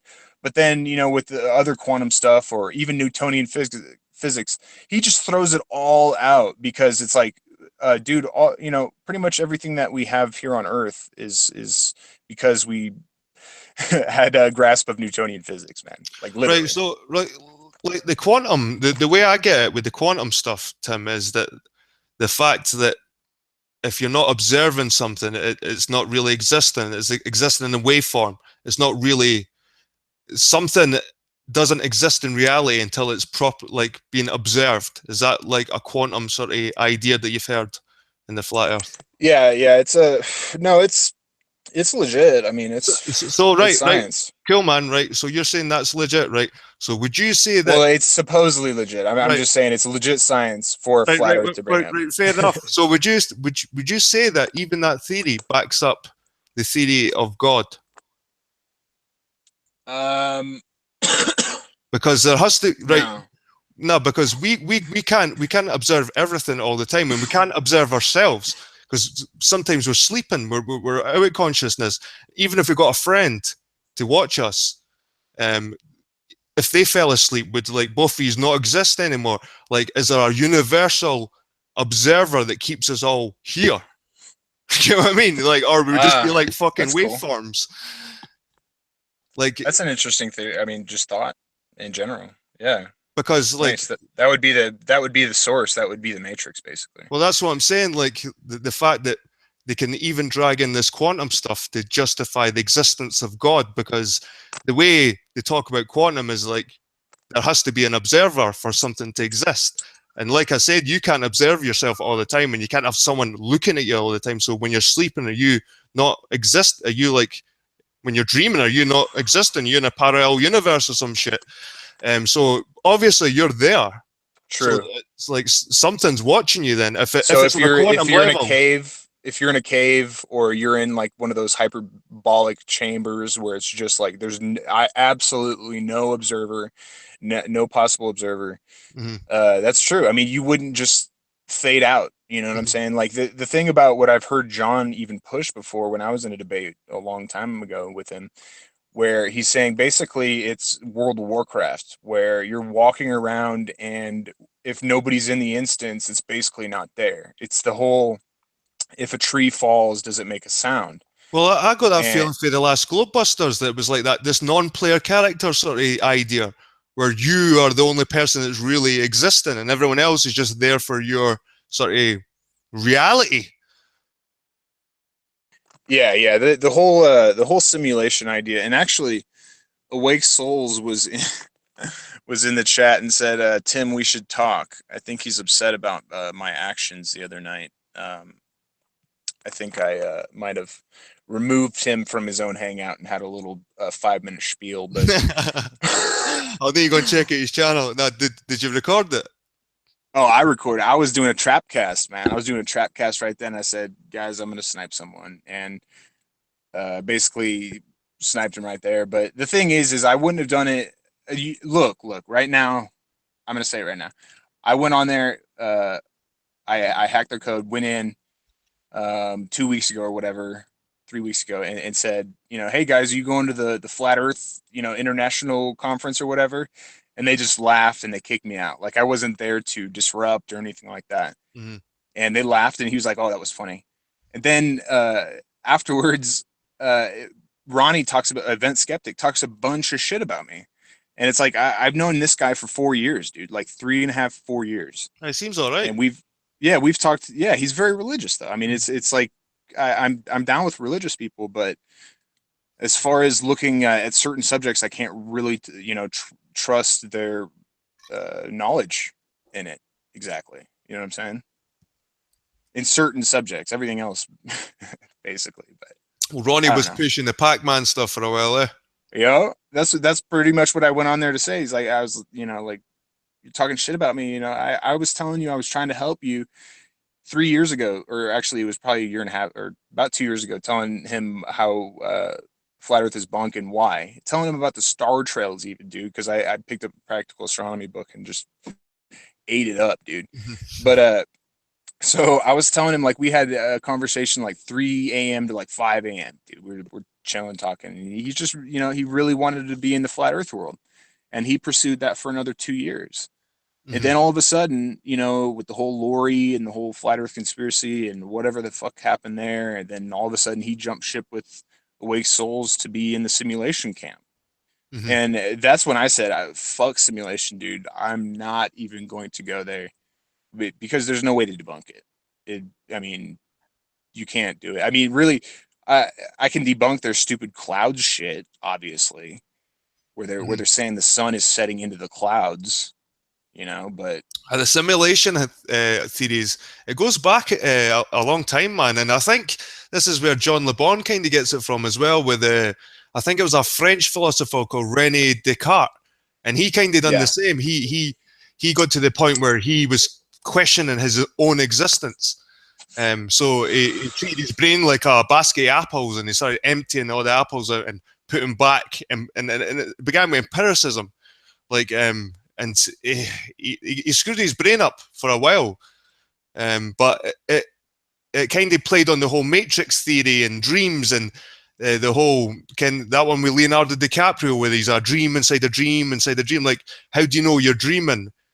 Like, if you're in a dream, how do you know you're dreaming? And if you wake up, how do you know that's just reality though is a dream, bro. Like, no matter any way you look at it, if you think that reality is like 100% real to you, thing is just like you were talking about earlier. I mean, basically we can't even sense like 1% of the electromagnetic spectrum. Like, we can't sense these things.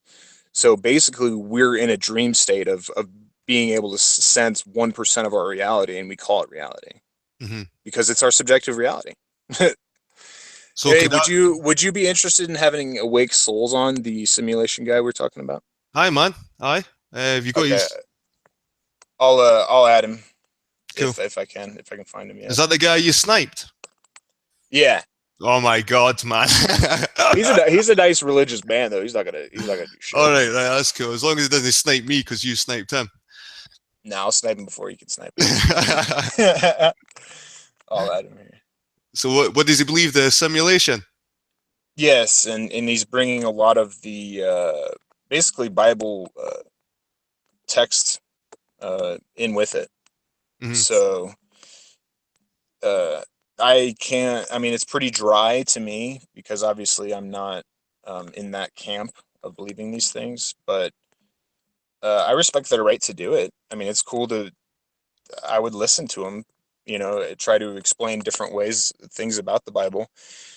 Well, And see, awake souls, you are invited. You need to go to hangouts.google.com, check your invites. That'll be from Kettle Logic. It looks like a heart and a smiley face. I think sometimes, Tim, that people adopt the simulation theory, especially in flat Earth, because it can justify a lot of things that they see, like the sunrise and the sunset. They're like, oh, it's just teleporting to one side of the disc to the other, and things like that, and it makes sense to them in a holographic or a simulation. And to me, that's just another straw man. It's just another straw man. I'm not sure, dude, man. it's the ultimate straw man. Like, simulation is the ultimate straw man because it could be anything. If it's simulated, it could be fucking anything. I still believe like at the end of the day, it's like what you can touch, feel, and see, and I don't sit there contemplating. I wonder if we're in a simulation. I think that's just as outrageous as flat Earth, really. Yeah, it's probably less evident. There's no evidence, really. Like, you have to go with your subjective reality, like we're saying. Just because you can't sense all these things, you do. Obviously, it's just like a blind person; they can usually hear better. So that comes. So how can flat earthers entertain simulation and holographic and not entertain a spherical Earth? because flat Earth doesn't work, and they want to be in the conspiracy. That's all it is. That's crazy, man. It's crazy. That's all it is, bro. It doesn't work, and when they find that out, they look for the next best thing, and this is it, man. He's about to come on and tell us the proofs and the truths. Do you think do you notice a pattern where maybe most flat earthers are using Dell's like main reasons? Like I noticed early on in the flat Earth, they had a variation. They had a variation where they could hit you from different angles. Now they seem to have this 2 or 3 where they stick to water does not. They got mantras.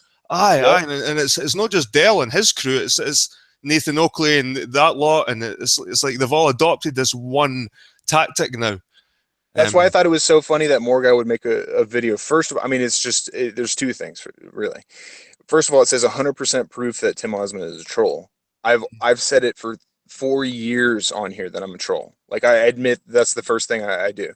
And then he says that he's obviously coached. He's obviously reading off a teleprompter or a script. And it's like, no, actually, that took me 20 minutes. I devised 12 questions, and I think I went through 10 of them. But the thing is like you can't really do that with most people. But like you're saying, he has these arguments that I've even outlined them in videos. You can bullet point them and just be like, these are his arguments. Bam. So if I already knew that going in, I fucking wrote it down, and of course it sounded scripted. I can't read as well as I speak, and you can tell when I'm dynamically speaking in a conversation rather than when I'm reading. Do But you think? I thought it was funny. Do you think this is kind of ruining like the way we have conversations and hangouts because we're kind of sticking to like we can't be human anymore. We can't just like relax and we have to stick to these like but your beliefs, man, justifying and like it's like and because we're saying these things, we have to stick with our own mantras and it's like we can't relax and just say, do you know what? Here's an outlandish belief because we've been slating the flat earthers for it. So we've become robots in our own logic to try and like beat this and it's dehumanizing us in a way. It's like John LeBon is. It was so good to hear him the other night that he was just relaxed having a beer and he was just blah blah blah. He was coming out with some shit. Oh, and it's terrible. It was, but it was Terrible. he's still human, man. I mean, he's still a human being, man. Absolutely. And it was good to It's see just that. it's just he thinks he can get mouthy with him, and I'm gonna sit on a panel and fucking wait 5 minutes to speak. That's just not how I am. So it's My point is like everyone's got their flaws. Like humans, we've all got our flaws, and if we go on these hangouts with these kind of arguments, it kind of intimidates people where they don't feel they can come on and even have a certain idea because we're wanting the evidence. We know that flat Earth and the spherical Earth. Now that's an objective thing. We know now, Tim. We've collected evidence now, but then there's certain ideas that might come in, and we're just going to rubbish them right away because this whole evidence and justify your belief. We start sounding a bit. No, I feel you, and that's kind of why I have kind of like a hangout chat. I obviously understand that a lot of people can come in and start some shit, and everybody falls for it, whatever. Every time I'm usually not there, but it is nice to like I'll put on some videos about Photoshop and shit like that, and music and stuff like that. I think it's important because I get sick of fucking. I'm so done with this topic. Did you Like, see really. that Antarctic Warrior guy on Flat Dell show? Antarctic Warrior. No. He's got about 3,000 subs. He does quite a lot of flat Earth videos, but he turned around and says it's even in the sports. What 90% of the sports have got balls. I was thinking, fucking 99% of wheels are round, like a disc. Yeah. It's like, what does that fucking prove? Ken? And it's like, and these idiots that play computer games. And I'm a gamer myself, Tim. Ken, we're that generation, that 80s. Ken, I'm 80. Well, I was born in 82, but it's like the gaming generation. If they want to sit and watch a movie, we'll sit and play a game, but we're interacting with the screen rather than just sitting fucking watching it. And it's like the thing against gamers and. Yep. That's a whole other subject, truthfully. The gamers and the It's like they see us. Maybe it's just a generation thing, man, because they're older. They seem to be in their sort of 40s and 50s, but I look at gaming as like a part of my culture, just like reading or anything else. I think they see it as a game, like it's just a game or. So John LeBon just said Tim has been done with this topic for over a year now. You're actually pretty much spot on with the timing. I came out on 4/1 and actually said I was done with the flat Earth. Right, man. You're never going to be done with this. Just so the thing is to say that you'll never be away for this. That's what pisses me off about you. At least I've got the balls to say I'm addicted. I've got a fucking problem here, man. I shouldn't. That's why I want to get away from it. I know, but you've not got the balls to say that fucking there's something that keeps dragging you back here, like the dipshits, and I don't know, Ken. What is charlatanism, man? It's a total charlatanism over a stupid meme, and I think it's just completely, it's just destroying, man. I mean, you see how like vitriolic some of those people that came on Dell's. I think the first guy was okay. I kind of was off and on with it today. Was that the religious sort of boy that came on? That was he was pretty good. Mm-hmm. Pretty good, you know. Mm-hmm. But dude, I would love Darth Dawkins to go on, man. Fucking rip him a new one about pre-sup Nah, man. See, fuckwits. see Oh, what it'd we be were so talking about awesome. earlier, man. See what I was speaking about earlier, where discussions becomes they sound like robots. When I go over to Earth discussions and listen to these guys, man, they sound like fucking four datas for next generation sitting there talking to each other. And it's like fucking I'd be way at my depth to sit and try and speak about anything with these people, really. Uh, Yeah. you know what I mean? Hey, Awake Souls. I'm not shooting myself doing, but I didn't think I'm like I've not studied cosmology for like the way these people have, and I'm not going to pretend I know, but I know that flat Earth's wrong. So I've got a Yeah. fight. I've got a dog in this fight. I've got a dog in this fight because I've done my own Yeah. fucking evidence. But when it comes to these people, when they start speaking about shit, man, and I can see why a lot of people don't go to Earth discussions. That would put them off. Yeah. You know what I mean? Yeah, It's it like did. people looking for that middle ground, Tim, man. Like where we're human and we've got our, we can make and we can believe in shit. We can believe in religions as well. Like this is what Dell's is like. He's like, there's no religion. I fucking and Oh, it's fucking believe in it. Give me ah, some proof. what was it he said to? What I believe in is good. What's good for me is good for me. That's what I believe in. I thought, fucking Oh, hell, nice. man. I was like Yeah, Alistair the Crowley, ultimate man. nihilist. Ultimate nihilist. Hey, Awake Souls. Look, man, if you're on a cell phone, go to your Hangouts app and go to invites under the tab. Or if you're, I think you're on a computer, so go to your computer, go to hangouts.google.com, look for invites. There's a tab.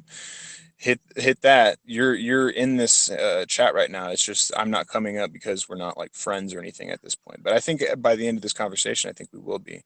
But it's very simple, man. Very, very simple. But go ahead, Jed. Sorry. I've been enjoying P Mars hangouts lately. Yeah. It's because I've watched P Mars from the early free when he sort of first jumped on Free Chan, and he was quite a flat Earth apologist. I didn't think he was ever a flat earther really. But it's just good to see him. He's so confident and calm. He's now got his mantra: the star trails, the lunar eclipses, the sunsets. If you lie down, the what's it for the pendulum? What's it called? Facum's pendulum. Focal pendulum. Yeah. Facum pendulum. Is that a legit experiment? Could you do that yourself? Yeah, that's actually one of the things I'm doing. Are you doing that? Because Precession, I'm gonna precession in fucking different latitudes. Yeah. because what does it entail? Is it just two large weights and two smaller weights beside it? What does the whole It's apparatus entail? that's more. I think you're talking about the Cavendish. Was that the I because Yeah, Mars shows it's up more on of a legit. it's more of a kind of like a clock, basically, how it just sits there and swings like that. Uh, it's on usually like a very kind of long line, so that there isn't. I don't know how to It just explain it looks like exactly. it looks like the time goes past, and it looks like after so much time, the smaller balls gravitate towards the larger ones, like large mass attracts smaller mass, with Yeah, that would be gravitational pull. Cavendish. That's what it looked like, and it looked like something most people could probably try at home or um. Yeah, Cavendish they can do, and precession they could easily do. You can get a rig something, or So you can actually go out and buy something so for what's a the one hundred you're doing? bucks. Uh, Pretty decent setup basically. It's I got it off eBay, but you I basically you heard go you to got a drone. different. You got a drone. Are you going to do that the sunset? Like watch the sunset when the drone's on the deck, and then raise the drone up. Yeah, once I get back, yeah. It's I don't know how long this is ever gonna take. This has been a long time, but basically yeah, I have a drone, fucking brand new, basically sitting back in Denver, and yeah, that's one thing I want to do. I wanted to see basically. I need to look into how high they can go, like if they stall, because usually it's how high they can go, basically to your transmitter, basically. Hmm. But if I'm on top of a mountain like Pikes Peak in Colorado, at like the highest mountain, basically, I'm pretty sure, Hmm. and shoot it up, dude. I would love to see that, man, because I wonder, man, because it's 4K video quality, and I think that you probably could get some really good shots of. You could probably take it into Photoshop and see some curvature. I'm guessing. So just say you took that drone up Pikes Peak at midnight. How high do you think you could get that from Pikes Peak? How much higher? Do you think you could get high enough that if it was flat, you should be able to see the sun still? Or do you think you have to like get a balloon and go right into space to like try and prove that? You have to get pretty high, that's for sure. But you know what? I don't know that I would get higher than an airplane, truthfully. But at least you wouldn't have a convex lens that you're looking through, or the airplane windows or whatever. Like it would fuck up some of the line that you're seeing. Plus, you're not seeing a full, basically, what would that be, like 160 degrees or whatever. You can't see that out of plane window. So what's the limitation? I mean, what's the restrictions and regulations for these things? Because I thought, could you not just get like fucking 100? Because I've seen this guy on YouTube, man, and he gets a chair and he just got helium balloons and he flies away and he's on this chair and he just he couldn't get very high though, could he? This guy, he was pretty high. Like I'll need to show you it sometime, man. But I think I watched it because didn't Jamie put that out? Fake Spaceman? Maybe it was. That's where I seen it. Yeah, it was, dude. I saw that, man. But my point is, anyway, mate. I was thinking, like, just say you go 100 balloons, helium balloons, on a box with a camera in it, and just let it go. Would you get shit for that? Would that would be government knocking on your door if you just let just a balloon go? Just even a professional balloon like Globebusters. Nah. Well, yeah, those, yeah. Because I mean, truthfully, the thing is you could potentially literally kill like 200 people, literally.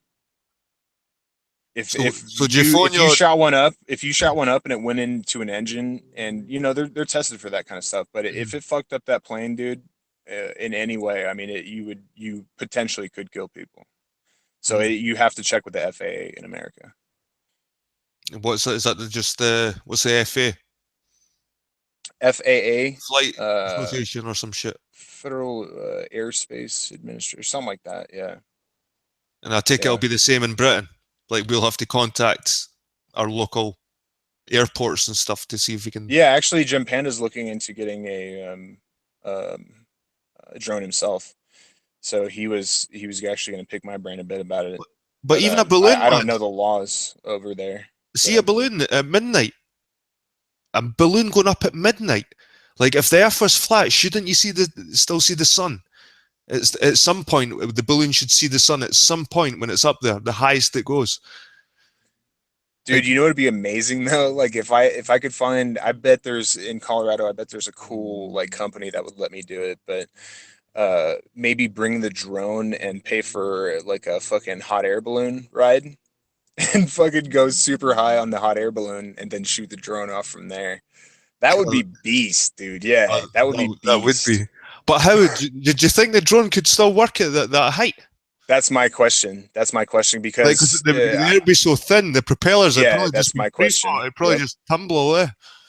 Maybe. Yeah, it would stall, I would think, and then go to enough, basically the pressure gradient that it could somewhat sustain some flight. But you would almost think that it would get to a gradient that it would just say no, and then just start bobbing down, basically. Unless you're just shooting it up there. But I told Awake Souls, ketalogic17@gmail. Anytime somebody wants to come on for some reason, it doesn't work like 3 different ways. So just email me. I'll give you the link. You can pop on, dude. If you still want to come on. Yeah. You can tell us about the simulation theory and how it's reality or whatever. I'm just looking at the chat. Have you watched any Barbie McGill's Hangouts? No. I think she was asking me some questions the other day about one, but I saw that she was doing one that was cool. Yeah, I think she did a hour and a half or two, something by herself, I think. So yeah. What I like about P. Mars's ones, man, is it just seems like it. Fuck, I just hope to see more P. Marses coming out. Like that could be the beginning. Like P. Mars could start something, and it could be like this, like a renaissance against the flat Earth. That's what maybe I'm hoping. Like eventually, enough people will see the bullshit and have the courage to step up. Like because P. Mars is showing his face as well. So that's always good. Like when you show your face and you're facing up to these flat earthers, it's like I can. He's one of those people that owns like himself. Like obviously with his picture, like picking his nose as his thing. Like he doesn't give a fuck. You know what I'm saying? Most people obviously wouldn't do that, but that just shows his personality, man. You know, that's why I appreciate it. He seems like one of these guys that are maybe like everyone calls ourselves like social rejects, but we're all sitting on Hangouts. Like, are we really socially? Are we just like the people that we have around us in society? We just like certain friends I've had and got or whatever. It's like you grow out of them, and things like flat Earth make you like see kind of through this shit, because if you can't have a conversation with your own mate about something like this, it's like, what can you talk to them about? And then you sort of lose connections. Like, have you seen that? Like, have you grown up like out of friends like that? They don't sort of agree with your conspiracy sort of mind. Yeah, I've grown out of a few, and somebody obviously, fucking Ed made a comment the other day that I always knew, man. I always knew he was that kind of person, that he's gonna act like your friend, and then just actually hold this. You know, I made him because I went on his show. So why did you steal his argument though? You keep stealing his arguments. That's what's funny. I didn't steal any of his arguments, so. But I mean, it really, like, if I was to hear an argument on Earth discussions, like I've heard many, and if I was to employ that and empirically test it, am I not allowed to say that that objective truth of the matter just because somebody else said it? I mean, it's just very silly. And like I said to begin with, this is what, before I met Ed. Like I said, you can watch my videos before I even met Ed. I was talking about how I picked up a practical astronomy book, like 100 years old or something. Learned about obliquity and precession of the equinox, and some things that he still doesn't know. And I learned about star trails there too, right? And latitude. So let me ask you this. So it's not his arguments; it's the objective, basically, reality of our world. Can I ask you this, right? Do you know how you're sort of dabbling with the idea of geocentrism? Yeah.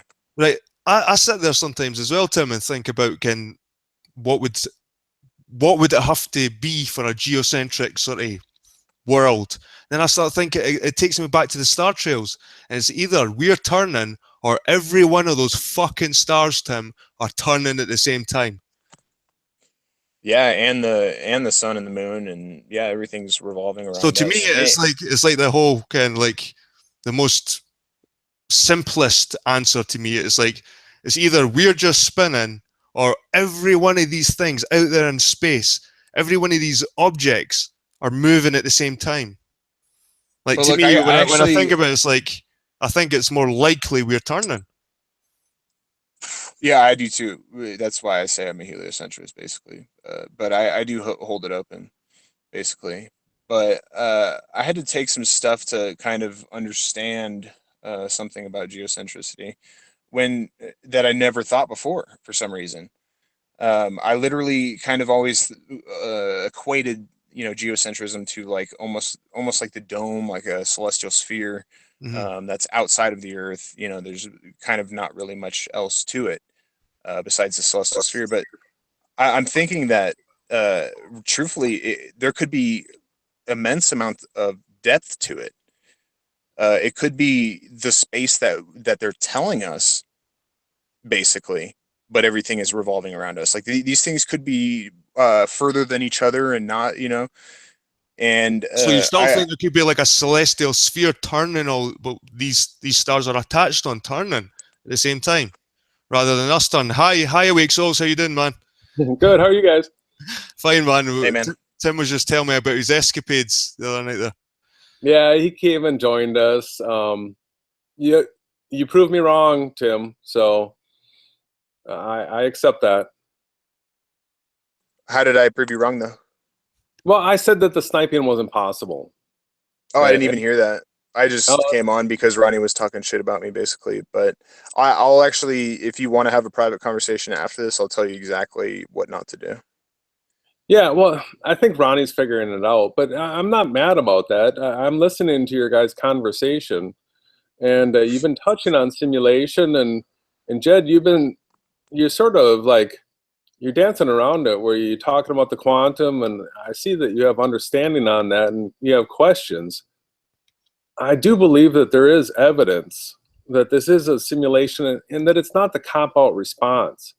That I'm not going to just go ahead and make up like, oh, whatever you see is whatever the simulation is. Like, there are rules to it, because we can see the evidence in the stars. You know, the sun, the moon, the stars, they follow patterns. And so you can't just make up any rule that you want, because it wouldn't match with reality. Mm-hmm. That's true, man. You follow that? Uh-huh. Yeah, so it's not just the cop-out response.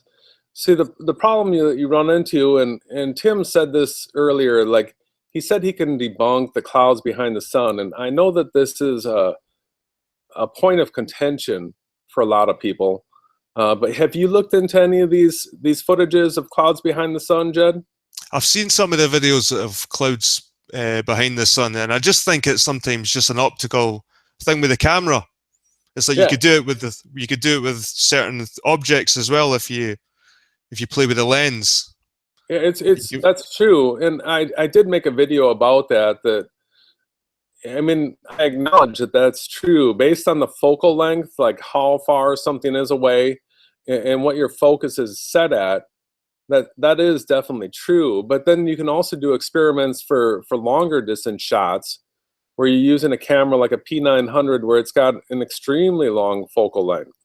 You know, 2,000 millimeter equivalent is, if you were to go on eBay and look for like a Nikon lens that you can mount onto like a regular hard body DSLR camera, they had a 2,000 millimeter equivalent, you might find one used for like 25,000.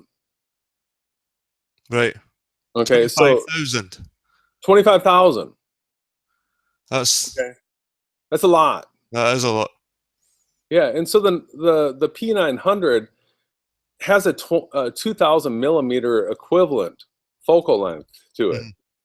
So that's amazing. For like $500, you can get the entire camera that does what a regular lens, you know, is going to cost you like 25. That's an optical zoom, though. Yeah, but see, 83X is the optical zoom for the P900. Doesn't it have digital zoom? It does, yeah. So you can multiply whatever you get at the end of the focal length another 2 times. So it has a 4,000 millimeter equivalent. Jesus. With digital Excuse zoom. Me. Yeah, but 2,000 millimeter optical zoom. So it's got a lot of power to it. It's hard to believe that a $500 camera, you can grab this and you can go out and film. And when you do it, I'm not the only one doing this. I got started doing this because I had seen other people do it, and I wanted to debunk them. Right? So I got the camera like with the idea that I would either prove them wrong, or let's see what happens.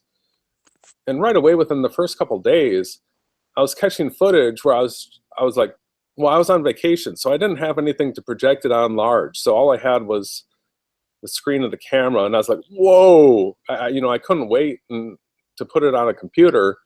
And when I did, you can see it is obvious.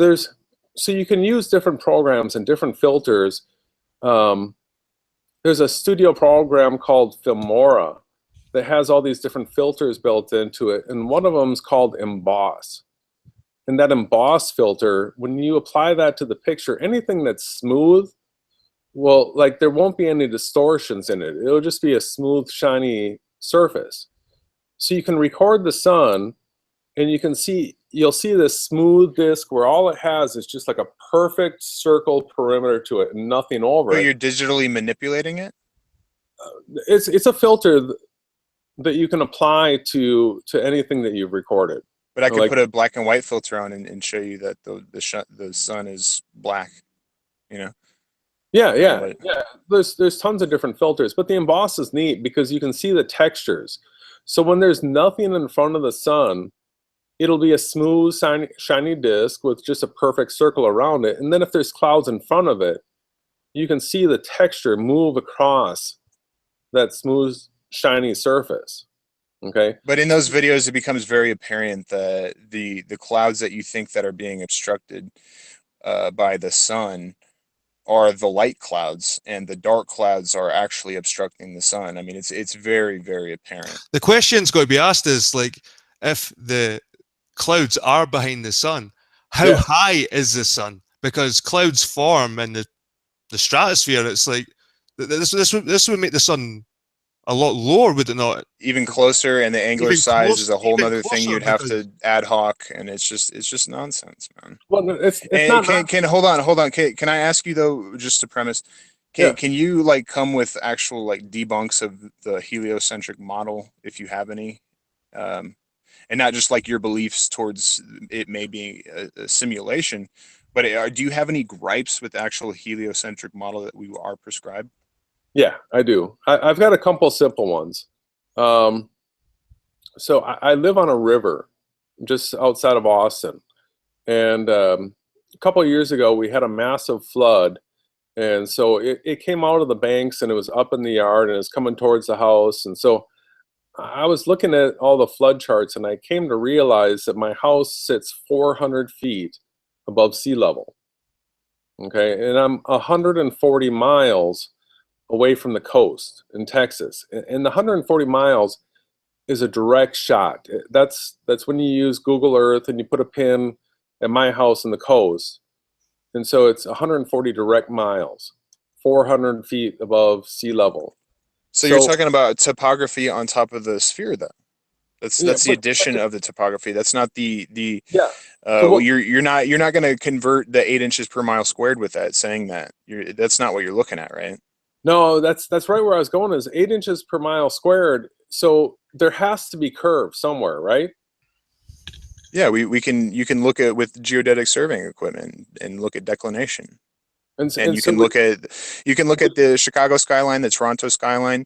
You can see that they're being obstructed. You can see if you're far enough away from a mountain and high enough up, you can see that it's being obstructed. You can see that the sun and the moon get obstructed by the land, by the ocean, by whatever when they rise and they set. We see evidence for curvature all over the place. Okay. How about stars going, below the horizon and then coming back up? I mean, it's just it all works. I want to finish this train of thought. So absolutely, go ahead. Sorry. You're okay with the 8 inches per mile squared, right? Absolutely not. Mostly not taking the observer height into effect. Okay, and well, doing it for thousands of miles, taking a tangent line from the ground to that point, thousands of miles away, and saying that we should be expecting 100 miles of curve. No, absolutely not. That's not what is designed for. What formula should I use? Well, it matters. I mean, I guess you could go with the the clues form. I guess they have a somewhat accurate curvature calculation. But if you talk to people like George over there on Earth Discussions, he was like an electrical engineer and all this. He has a more complex, a little bit better equation. But the thing is it's a sphere and it's a circle, and when you're doing geometry or when you're taking tangent lines and expecting, this amount of curve, that's not applicable outside of like, I don't know, like maybe 30 to 100 miles. Okay, well, what formula should I use then so that we can be on the same page? Well, let's first, what are you trying to do? Well, 140 miles. How much curvature should be in 140 miles? Because that is the distance from my house to the coast. Yeah, but you're talking about topography on top of the sphere. Yeah, but that's the difference. My house is 400 feet above sea level. That is the distance above sea level that it is. Yeah, but that negative 400 feet, if you were to drill down or whatever, that would be basically the sphere underneath, creating, going to the coastline. It's not that I'm on a river, and the water behind my house has to get to the coast. Yeah, that's a whole nother beast. Well, that's the reason why I love this proof, because water has, basic properties to it that are essential. I mean, it does flow downhill. We know that for a fact. It doesn't go up. right? Well, I mean, relative to what, I guess you could say, really, with the sphere Earth, you know. Well, I mean, are you going to say that it does go uphill somewhere? You know what? Rivers is one thing that I'm really weak on, and that's probably about the only thing. And I really haven't digged into why some go. I think they go different directions, like north and south sometimes. And I'm guessing it would be some kind of a Coriolis effect or whatever. But as far as like the star trails and stuff like that go, and just the obvious obstruction, as far as the angular size as well with sun and the moon and all these things that do match with the heliocentric model. And really, what you're describing is you being, 140 feet or whatever it is No, above the sea 140 level of the miles. sphere of the 140 miles sphere. from my Yeah, you're house to talking. the coast. Yeah. Oh, okay, And then you're I'm 400 feet up or 400 feet whatever. above sea level. So here's the scenario. This is what you got to do. Since, and I think you'll agree with me on this. If we're on a ball, would you say that you're standing straight up? Do you always reposition yourself so that you're at the top of the ball? I mean, please rephrase that if you can. What do you ever feel like you're standing sideways or upside down, or do you always feel like you're standing straight up, vertically, plumb? Oh yeah, it's always about perspective and relative positions on the Earth. Obviously, with how the heliocentric model goes, gravity pulls us down towards the center But everywhere. So basically, my up might not be necessarily your up as yeah, far as the sky goes. but when you look at the world, when you look out, you do think of yourself as standing straight up and not standing sideways, right? Yeah, straight up. Yep, Yeah, being yeah, pulled straight down. yeah. So you're on top of the ball. That's your perspective. Yeah, from where I am. Yep, and you are as well from your perspective. Yep. Yeah. So if you were to position yourself out at the Gulf Coast, where the river that's behind my house flows into the Gulf Coast, if you were to stand right at the beach where it's sea level and the river's flowing into it, okay, and then you were to look back towards my house, just take like a compass heading and look that direction, and realize that my house is 140 miles away. Okay, you would assume that there's curvature down, right? Look, this whole curvature thing is kind of confusing because really, when we're saying how much curvature we should be seeing, we are this very, very, very minute thing on a very, very big thing. I mean, that's about as basic as you can put it. And when you're trying But, to, I but mean, I But go you ahead. you would agree that a ship is supposedly supposed to go off over the curvature of the Earth at the horizon, which generally speaking, somebody's eyes that are about 6 foot tall above the water, the horizon's about 3 miles away, and so that's the point at which a ship begins to disappear from the bottom up, the hull up, and that is one of the heliocentric proofs. Yeah, So yeah. I'm glad that you brought up water though, because that or all the that all happens go within ahead. 3 miles. That's very, very close.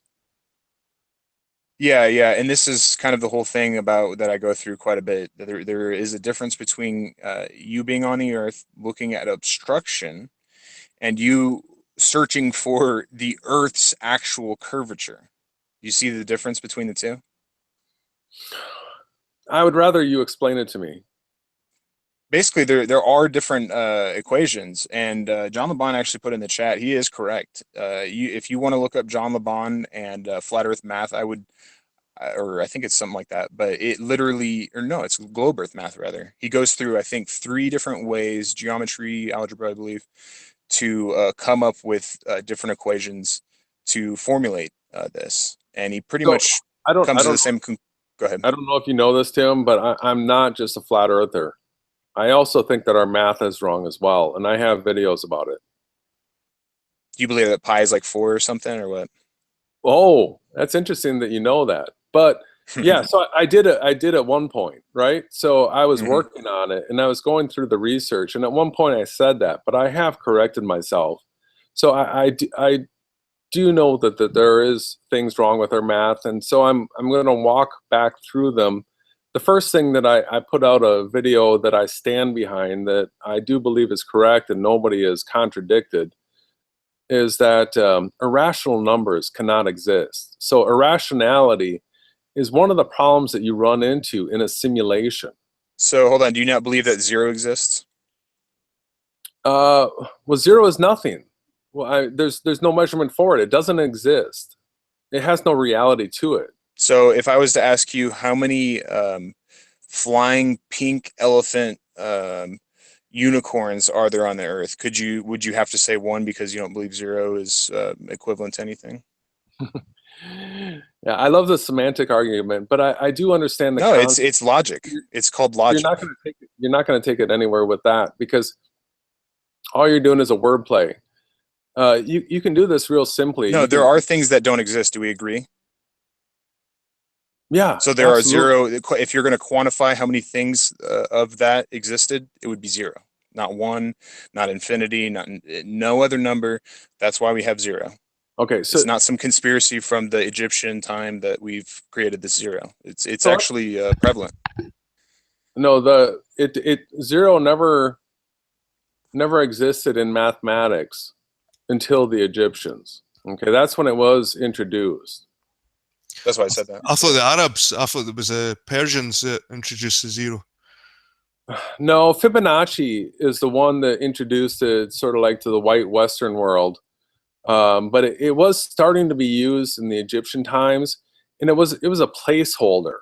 It wasn't a number in the numerical system. So, and even before that, like, it was just used as a symbol to show that there wasn't something there. Is all it was there for. The problem with the decimal system is that it puts zero on the number line, and it makes it an actual number.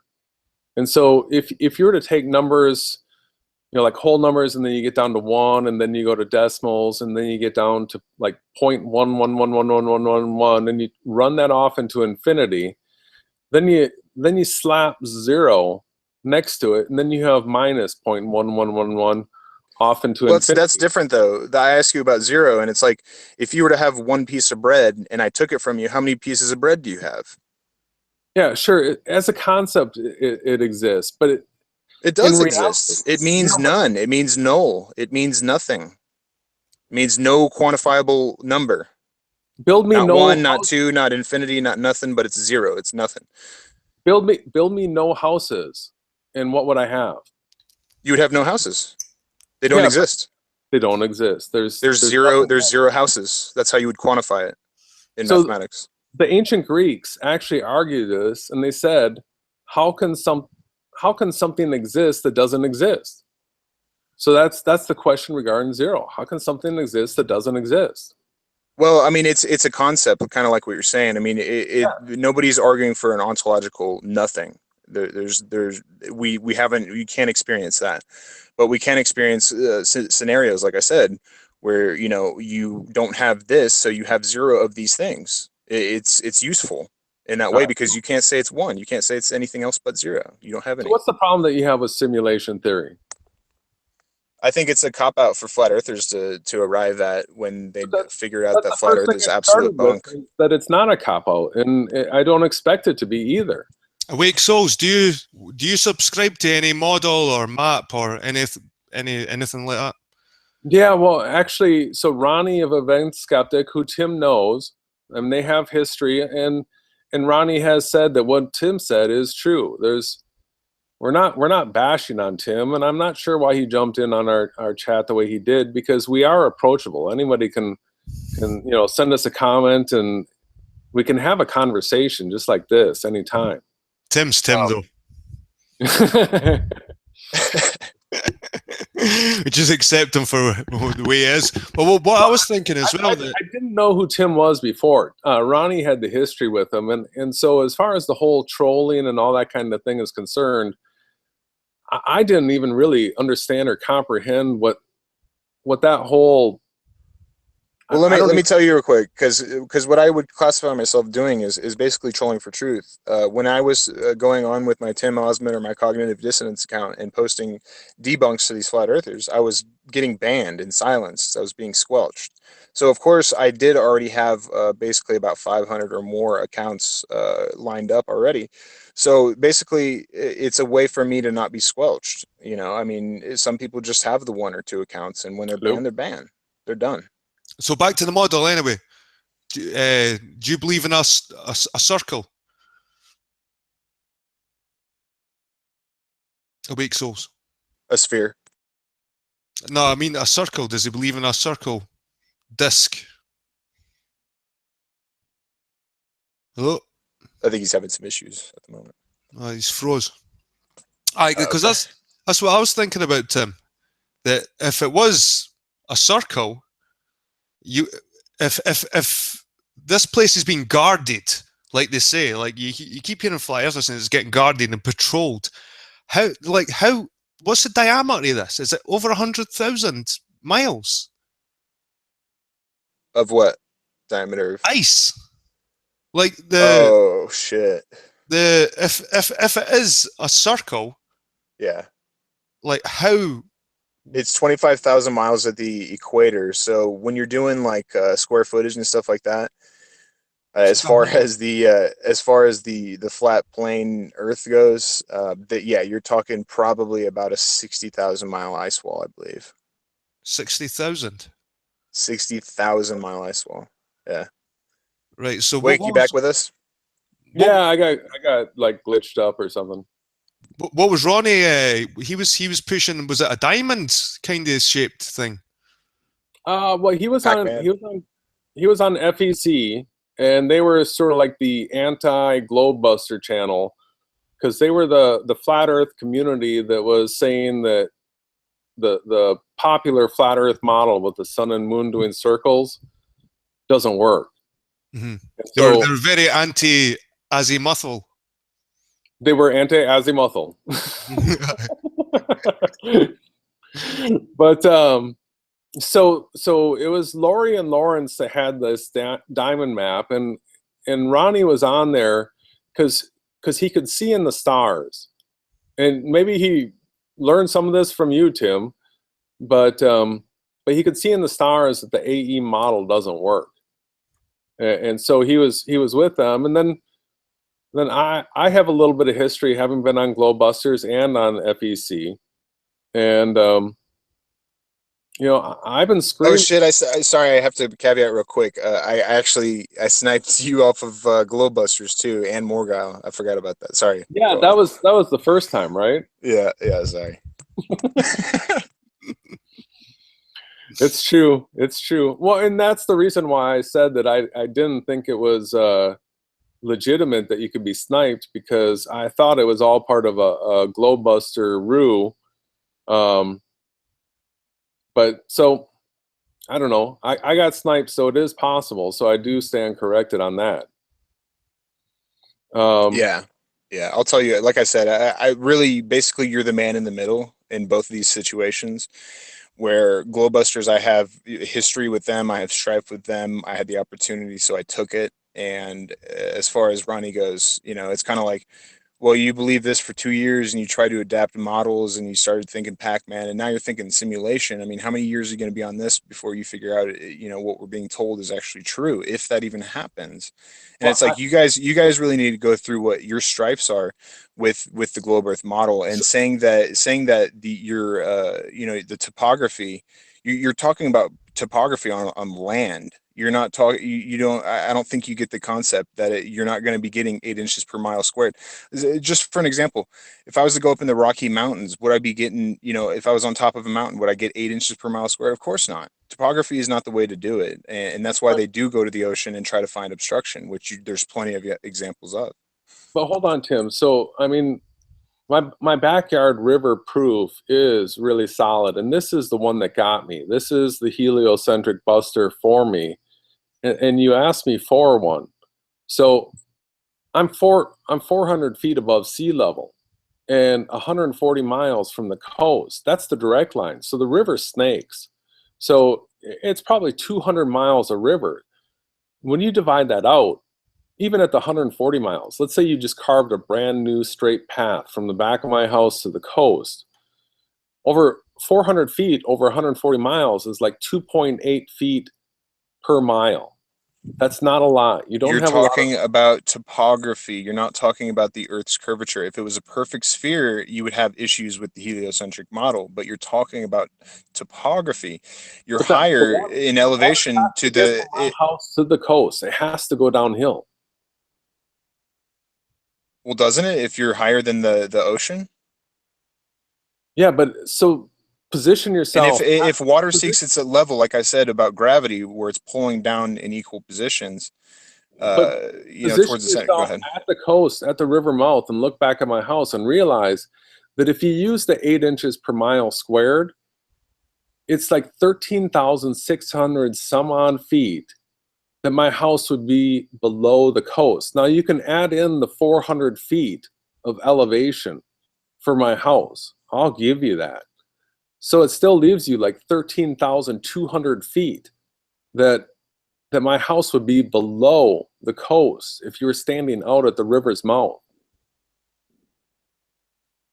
Yeah, I keep trying to tell you about the topography issue that you're not Well, that's what I'm conceptualizing, I saying, think. Tim. Like when every time I see the 8 inches per squared, it's always a circle, a perfect two-dimensional circle, and they're drawing the Yeah. lines.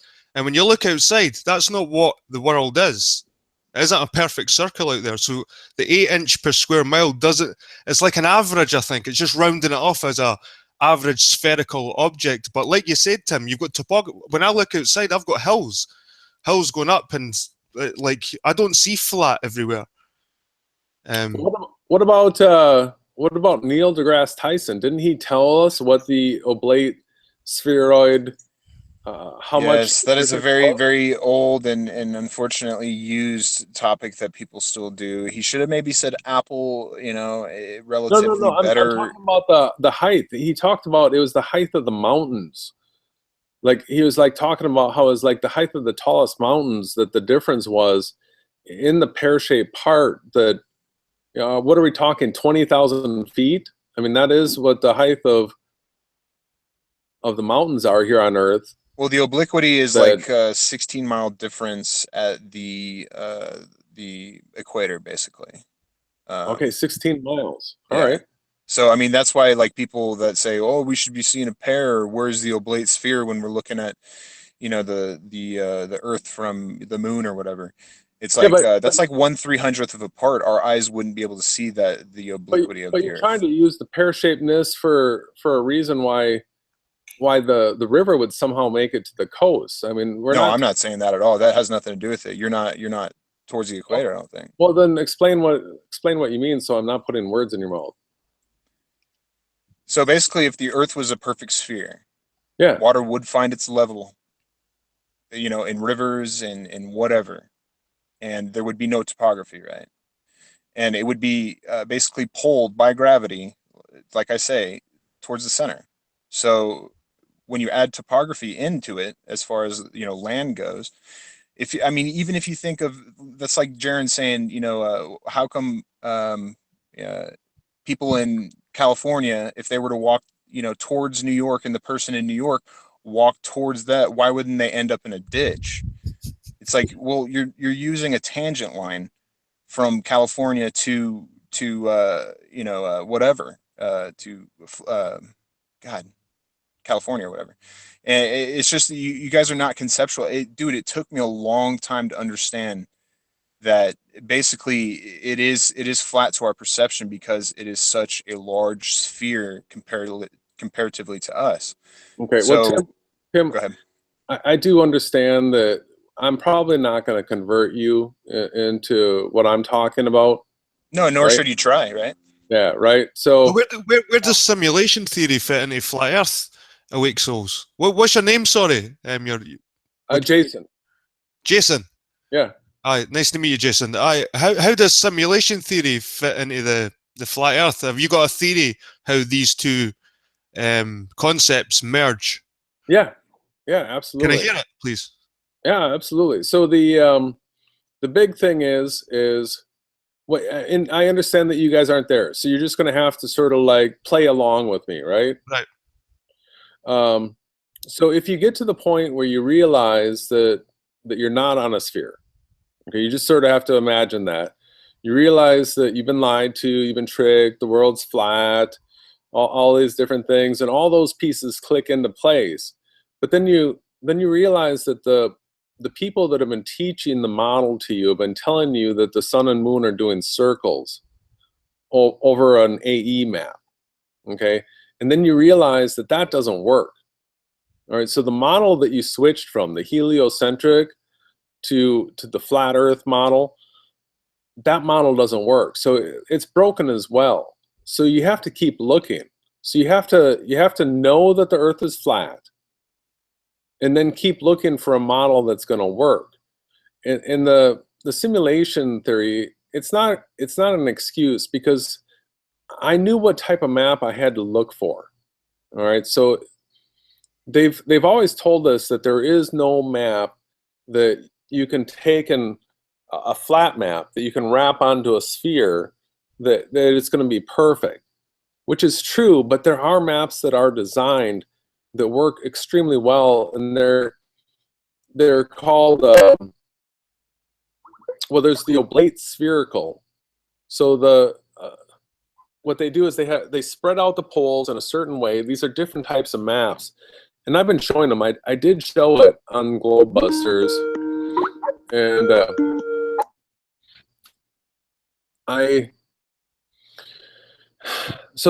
there is a map. So if you're not on a ball, then the map that you need to be on would be a flat map, just like the regular one that you could put on a table.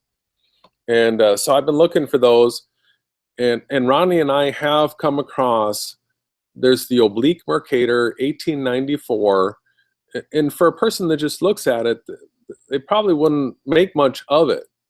And so I recognized for its potential, because I was working with Blender, which is a 3D modeling program, trying to figure out how to wrap two-dimensional maps onto spheres. And I had seen within that program that based on how you position things, all of a sudden there was a meshwork or a grid that came up with a 3-point mesh system. And then I had seen maps that have that same 3-point mesh system. And I was like, well, I made the connection. I was like, whoa. All right. So I started trying it. And when you wrap those maps onto a sphere, all of a sudden it looks like the globe that we see in a classroom. Okay, so it's a 2-dimensional map that when you wrap it up, the distortions that you would assume, they actually all fall at the international date line. And if you've looked at a globe, you'll see how the international date line is a little zigzagged up.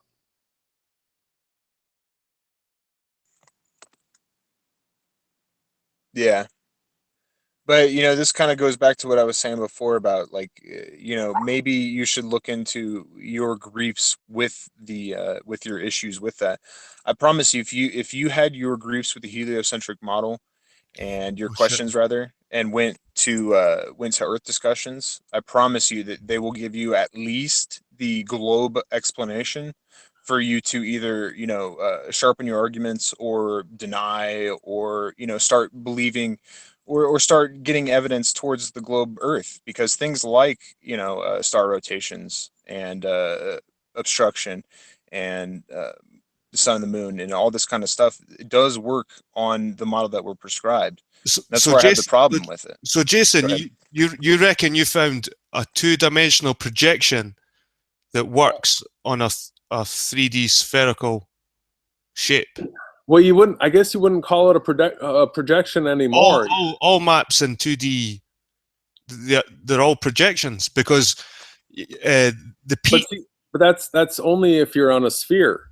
If you're on a flat plane, then it's not actually a projection. Then That's what I'm saying, because we believe in the sphere, and we believe that all maps are projections, and they'll never be totally accurate, because they have to be wrapped around a 3-dimensional object. So when you flatten them out, they're never going to be what they are in reality. So what you're saying is you found a projection which is measurable by distance. And And Jason, can I also add? Does it match latitudes with the stars, as well as? I mean, obviously, I think you know this, but people onto the southern in the southern hemisphere on all 3 continents can literally look due south when they're at the southern tips, and see the same celestial sphere, Yeah, the that all works. celestial pole.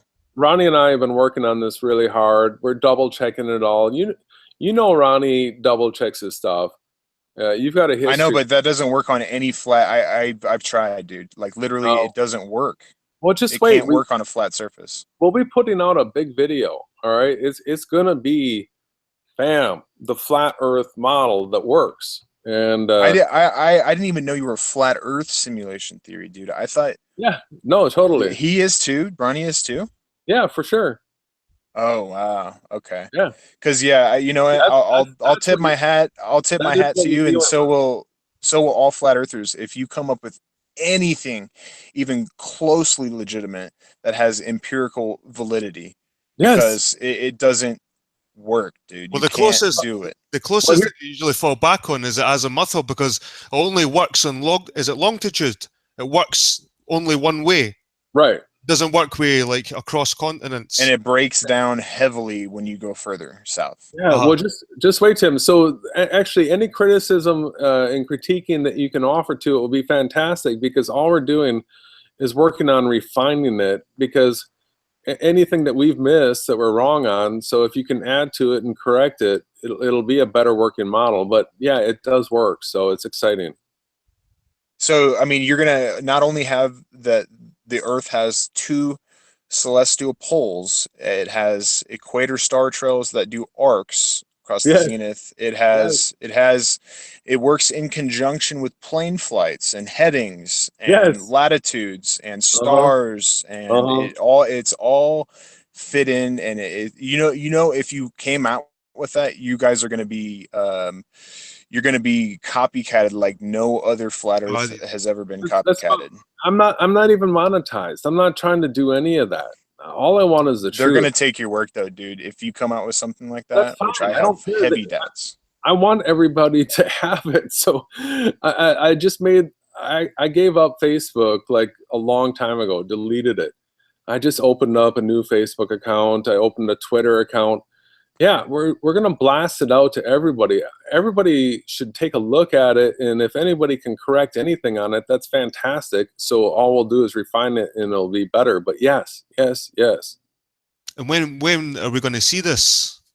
The plan is for Passover. So we're Christians. We're super strong Christians, and we're trying to work everything. Like the timing just seemed right. It should give us enough time to get the modeling. We're trying to make it look nice, get some modeling, make it easy to understand. Your video when you were looking at the Globebusters map reveal. Ronnie got in contact with me. He wanted to use a part. I said, "I go ahead."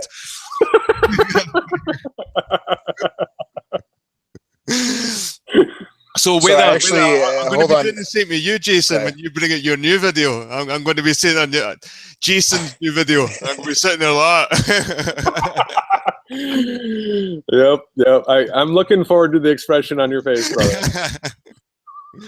So I guess one of the topics that we started with was that Jed kind of believes that there is an objective morality, and he was upset with what Bob had said on the previous Globebusters. And I think you went all subjective, and I agree with Jed. Yeah.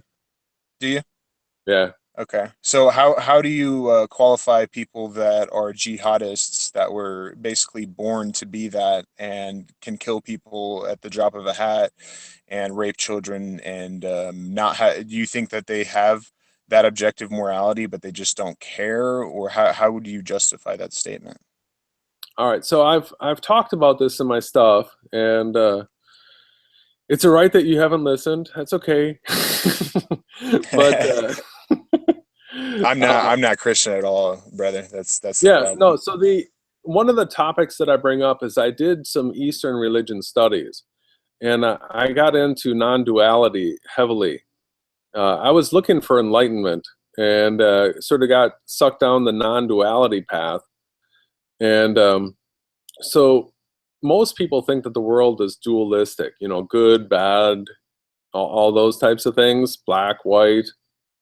And one of the arguments that I bring up with people that believe in duality is that I say that the opposites do not exist. And So I mean, this could be a fun little game. Could you give me a couple of opposites that you think exist other than good and bad right now? We'll get to that. Well, to be honest, I used to have this argument as well, Jason. And I started thinking to myself, one of the strongest ones I used to use is male and female. Then I think, well, how opposite are they? The only difference is the organ, the sexual organ. Mhm. Really? No, it's the chromosomes, and there's a many differences. does The that- hormonal that doesn't balance, make it the the opposite. breasts, the everything.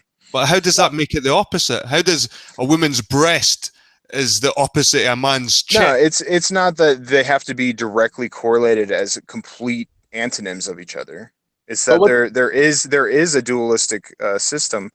It kind of matters how you look at it, though. I mean, there is light, there is dark. Even the There sun are and the things moon, that, they're totally different. but there. Who says they're opposite?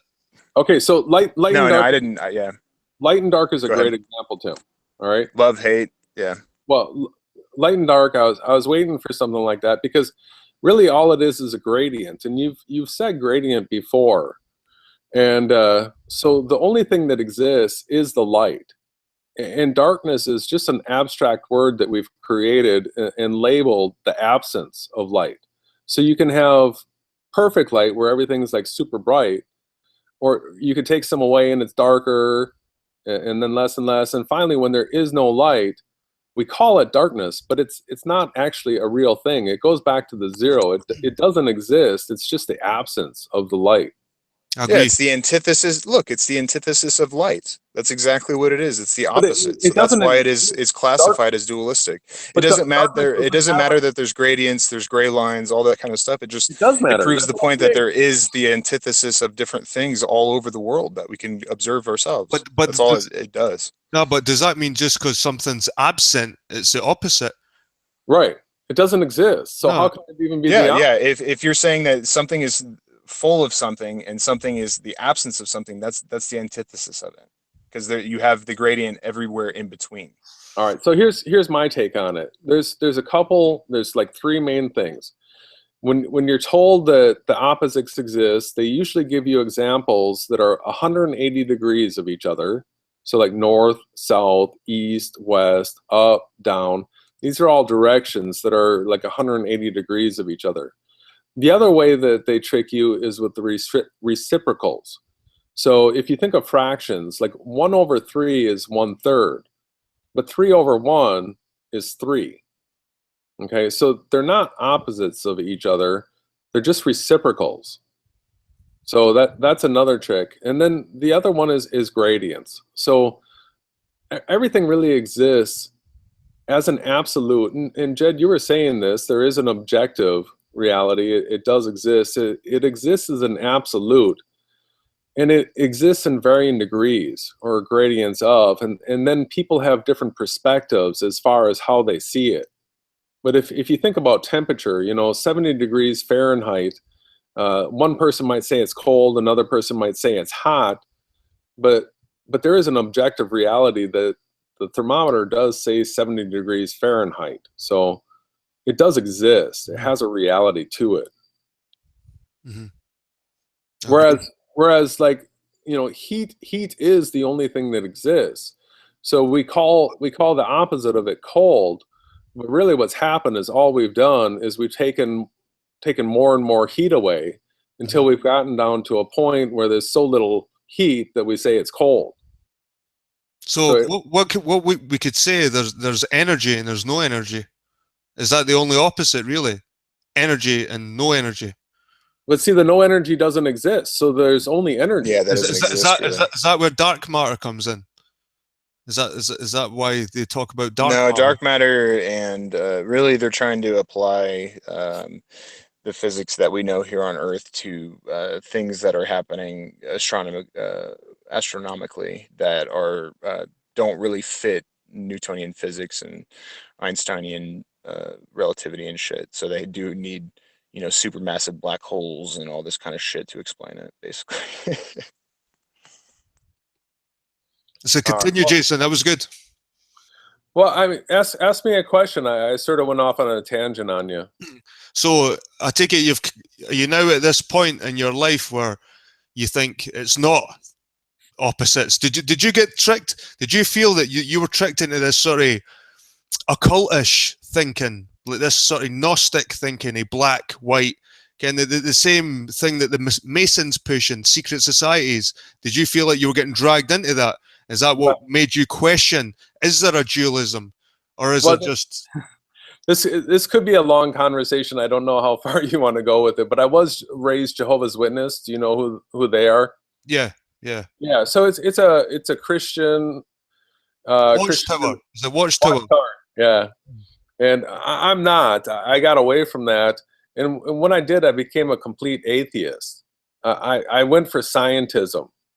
So all of a sudden, it was like, the universe is billions of years old, and there was a singularity and an explosion, and a spinning ball, and aliens, the whole 9 yards. Everything that science has promoted, I went in for completely, and it did lead my life into dark places because I didn't feel like there was anyone to answer to, because I felt like I was sort of like at the top of the food chain.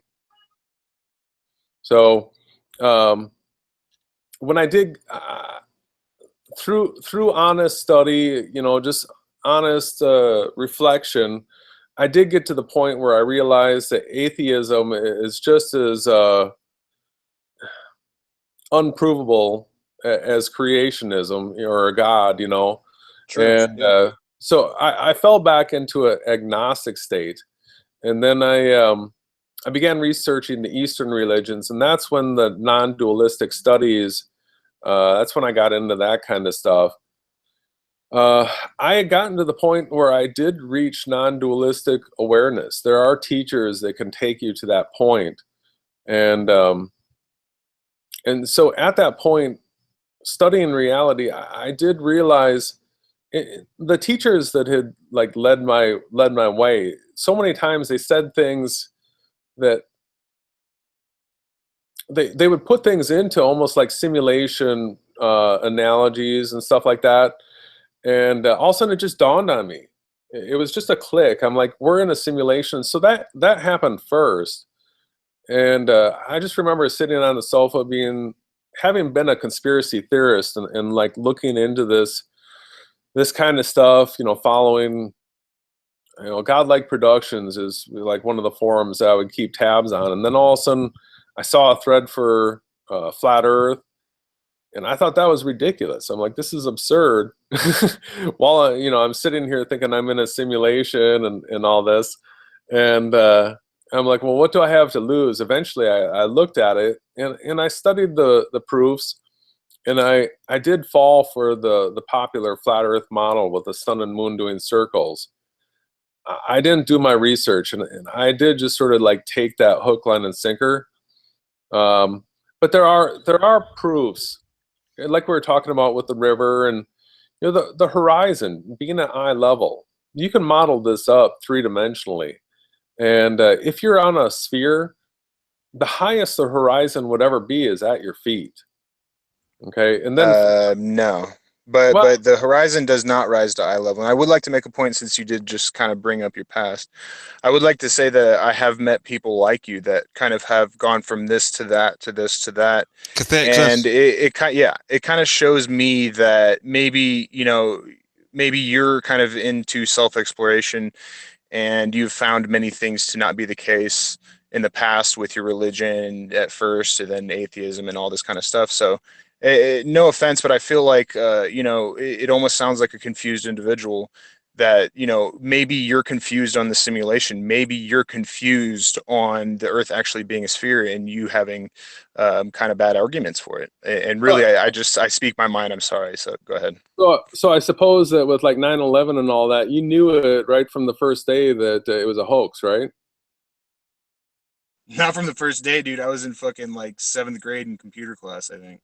Yeah. So you do learn things along the way, right? You don't know everything perfectly from the get-go. In fact, maybe even the older you get, the more wise you get from the experiences that you've had. Yep. Yeah, absolutely. It's the only way to learn. Yeah. So how old are you? Almost 30-ish. Okay. So I've got like 14 years of experience on you, and I have been working hard. and I do pay attention. I've done all the non-dualistic studies where I've meditated. I've given up everything in this world. I can sit and fast. I can.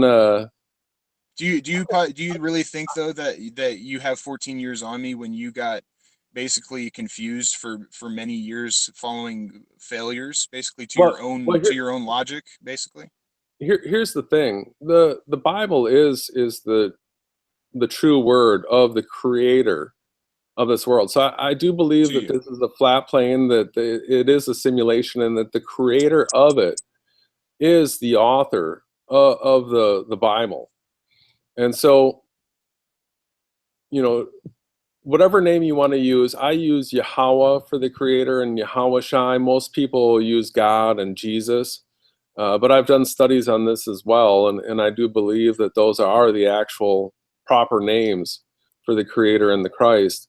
So I do my studies, and I do believe that all the things that the Scriptures have said are true and will come true, and that it is a flat Earth book, and I do believe that that is the truth about this reality. So I know that you sort of bash me. I mean, I'm not saying bash, but I mean you Kind label of. I agree.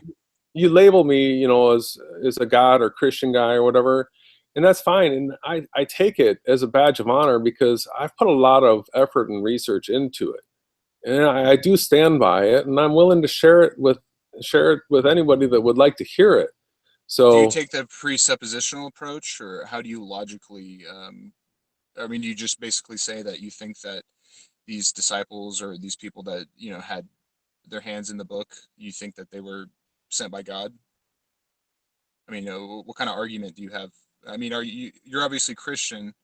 yeah. There's many denominations therein, but But see, I'm none of those. I do come out strongly against all religions here on earth. So if there is an organization that there's a hierarchy, there's a tax ID, that kind of stuff, I don't think that they're onto the truth whatsoever. I think that they are controlled. yeah, but your religion would have never been spread. You probably would have just been an atheist most of your life. If there wasn't organized religion to have your parents or whoever taught you to be these things to be they there did and know they that. did they did play a part, right? So you can't deny that. But so if you study the idea of this being a simulation, and you start thinking of things from the standpoint of like the things that you create. So like Jed, you make hangouts and stuff like that. There's a thought process that goes into it, and you are the creator of it. And so there are renderings. You hit. I'm on a live hangout right now. I'm sorry.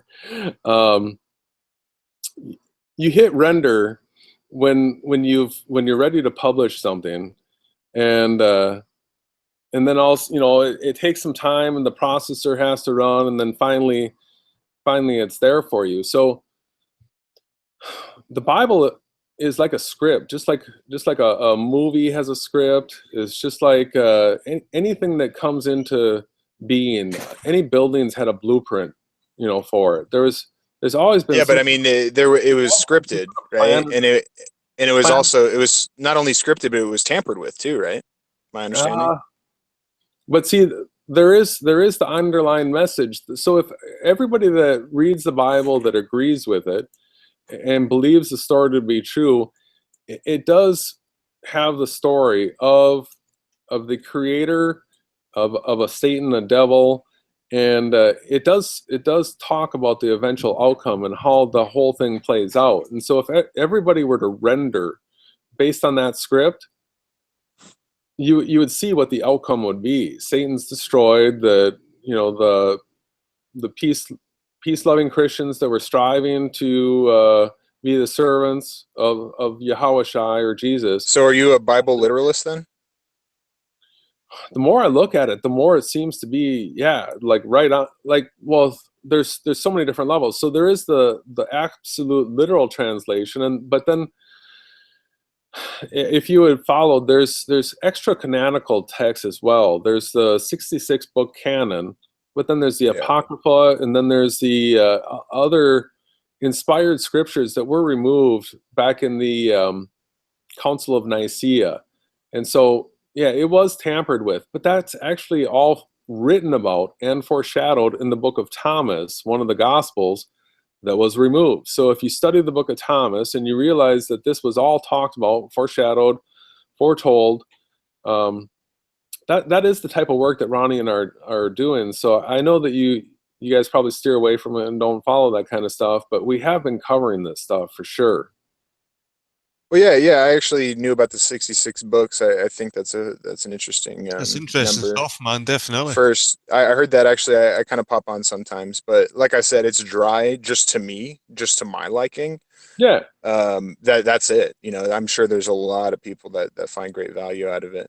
But I mean, as far as the Bible goes, that's why I asked you if you're a Bible literalist, and as far as like the Old Testament and stuff.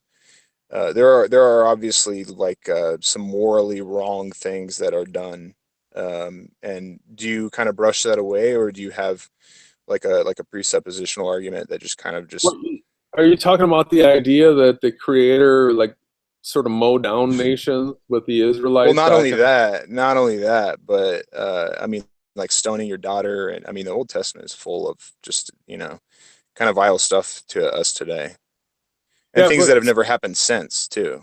Subjective, Tim. Subjective. I think a lot of people have preached it in a way to demonize it and taken it out of context. If you do a study as to who the nations were that the Israelites went around and mowed down, these were the offspring of the Canaanites. So, I mean, you have to know the lineage of how, Adam and Eve and the children that they had and who Cain But was. isn't it self-contradictory though to say thou shalt not kill, and then just allow it just kind of randomly because you're justified in your righteous belief or whatever they were at the time or whatever? But Tim, put yourself in the situation of imagine yourself being the creator of a simulation where you created humans like Adam and Eve, and throw yourself into that role and play out the scenario of having a Satan character come in and break and get the creation that you've created to break your commandments, and play out the scenario. All of a sudden you have offspring that are contaminated with the inbreds of non of like, so the scriptures have like the demons or the devils being cast out of heaven. I do believe this is a simulation. So they were put into this world like physical beings like you and I, right? And then they had sex with the women back then, and they inbred with them, and then the scriptures say that the Nephilim and these giants were born, and they were terrible. They were offspring of like Satan and the demons, and they were doing like bad things. So if you had a group of people that were left behind that were the good people that haven't committed these sins, they came through Adam and Eve through different offspring other than Abel, because he was slain. So why would God create Satan though? I mean, mostly when you're pitching that it's non-dualistic, like what? I mean, everything is dualistic because of our creation. We can do good, bad, all these different types Is he of not stuff. a good guy to begin with, though, Satan?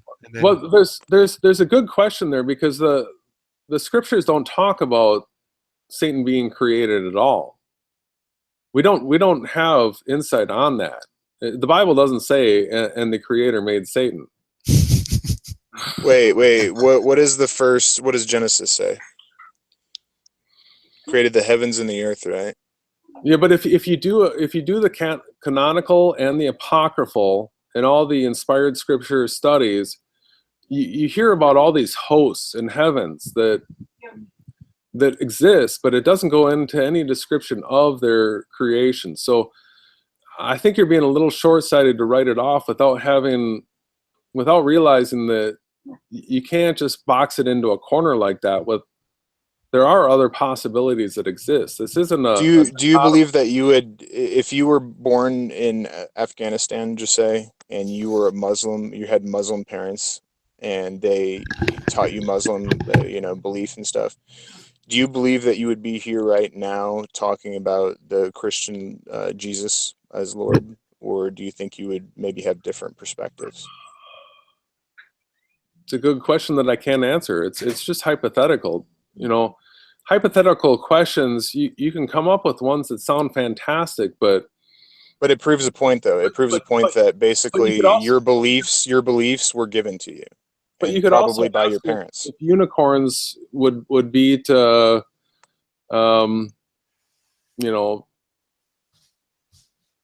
other mythical creature in a battle. So I don't really get into hypotheticals. Well, like I said, it's a hypothetical that proves a point because it's kind of a mind experiment. Would you? I mean, who knows obviously not, dude. Well, that's the who Eh, knows. I mean, I don't know, so I don't like to go there. Yeah. But I mean, it is definitely something you should look at because that's where a lot of our But I biases come from. A lot can't of look at it because I am who I am, and so I can't deny that. So I can't be anything else. Yeah, So but who you are has changed so much, and you've admitted to it. I mean, God was in your life at first, and then it wasn't, and then now it is, and you know what I'm saying? I was born and raised into it. It was never really my own. So that was part of the childhood indoctrination where you just only Yeah, know the world that you were presented with. yeah. So, So Jason, it do was- you yeah, see go ahead. any Satanism or any New Age stuff within the flat Earth? Oh yeah, that'll be in our map reveal as well. Well, Yeah. that was at semi. Oh, who was that again? I keep getting this name mixed up. It was who was the guy that was chopped up again? Nimrod. Was it Nimrod? Nah. What was his name? Oh fuck. Oh, the whole Babylonian religion goes back to this guy getting chopped up, and his phallus, his penis was the only thing that wasn't discovered. So they made a gold one. Was it Horus or I think that's Horus or No, that's no, the Egyptian, isn't it? the Babylonian. It's Babylonian, I think. Is it not? Is it Nimrod? That's the Horus Isis Egyptian thing. I think Tim's right. Yeah, I think so. I think there's maybe a story that's similar. Well, that's kind of another thing that I was going to bring up too. I mean, talk about similarity in religions. I mean, there's of course some that are very different, but there are, I mean, Egyptians and the stars, the ages of, I mean, there's a lot to be said about that. I think when it comes to religion. Well, I think you should. I want to hear Yeah, it. So what form of Christianity do you follow now, Jason? Is it like It's like a truth study of the scriptures. Like just grab it raw. Like pick up the book and dive in and use like your best common sense and logic and reason and all the experiences that you have in life, and compile it together and do the best you can without the interpretation or the direction of some other person, because I don't trust them. I would rather do the studies myself and come to the conclusions myself based on experiences and evidences and prayer and all that kind of stuff. It's a personal study. Nobody else can do it for you. There's no book you can pick up or movie you can watch and all of a sudden you're like, bam, you got it. so you didn't think there's any point going to churches and stuff? Do you think there's a point? Do you think there's a point of worshiping idols? That's my point. Idol worship. No. I mean, the churches, I would highly recommend everybody. So I'm a strong believer that just sticking to the 66 books is part of the problem, that the Apocrypha were taken out and hidden for a reason, so that they do need to be considered and studied and brought back into, Enoch and all that stuff need to be really dove into and everything looked at together. So to me, all the Christian churches that just deny all those other texts and will only stick to the 66, I think they all have a problem. And that is what I was talking about before in the book of Thomas, that was actually pre-written about. This was prophesied about. So that's a big stickler. And then, I mean, you guys know now that, I'm a flat earther and you're not, but I would say that to anybody that thinks that the earth is flat and they're going to a Christian church, if your pastor, isn't saying that the earth is flat, I would say get out of that church because it's not the truth. I know you guys feel differently about that, but I feel Well, you're a flat earther, though. Right. I'm confused. So what? Yeah. So what? if the Right, pastor right, Jason. wasn't- So what if Yeah. you're wrong, right? And what if me and Tim are right and the world's spherical? Are you doing Satan's work by deceiving? Well, is that the question would be is Satan's objective to trick everybody into thinking that we're on a flat earth? If that is the case, then what you're saying, yeah, I could be guilty of deceiving people into flat earth. But I've done Have you the never research. thought about that? Have you never thought about the implications as a Christian? Yeah, but I've done the research and I'm willing to stand But- by the conclusions that I've come to. Right. Cool. That's about it. Nice one. Nice one. Yeah. Well, I think I should wrap up at that because that's been about 3.5 hours. Jason, you were a pleasure to have on, man. Yeah, it's good talking to you. I'd like you to come on some other time again. You're more than Yeah, welcome. it'd be great. Good stuff. And Tim, as usual, cheers for coming on, you troll. Good to be here. Nice talk, Jason. Good talking to you guys, man. Right, I'll catch you later. Have a good weekend. You too. And I'll speak to You you too, man. again. See you later, man.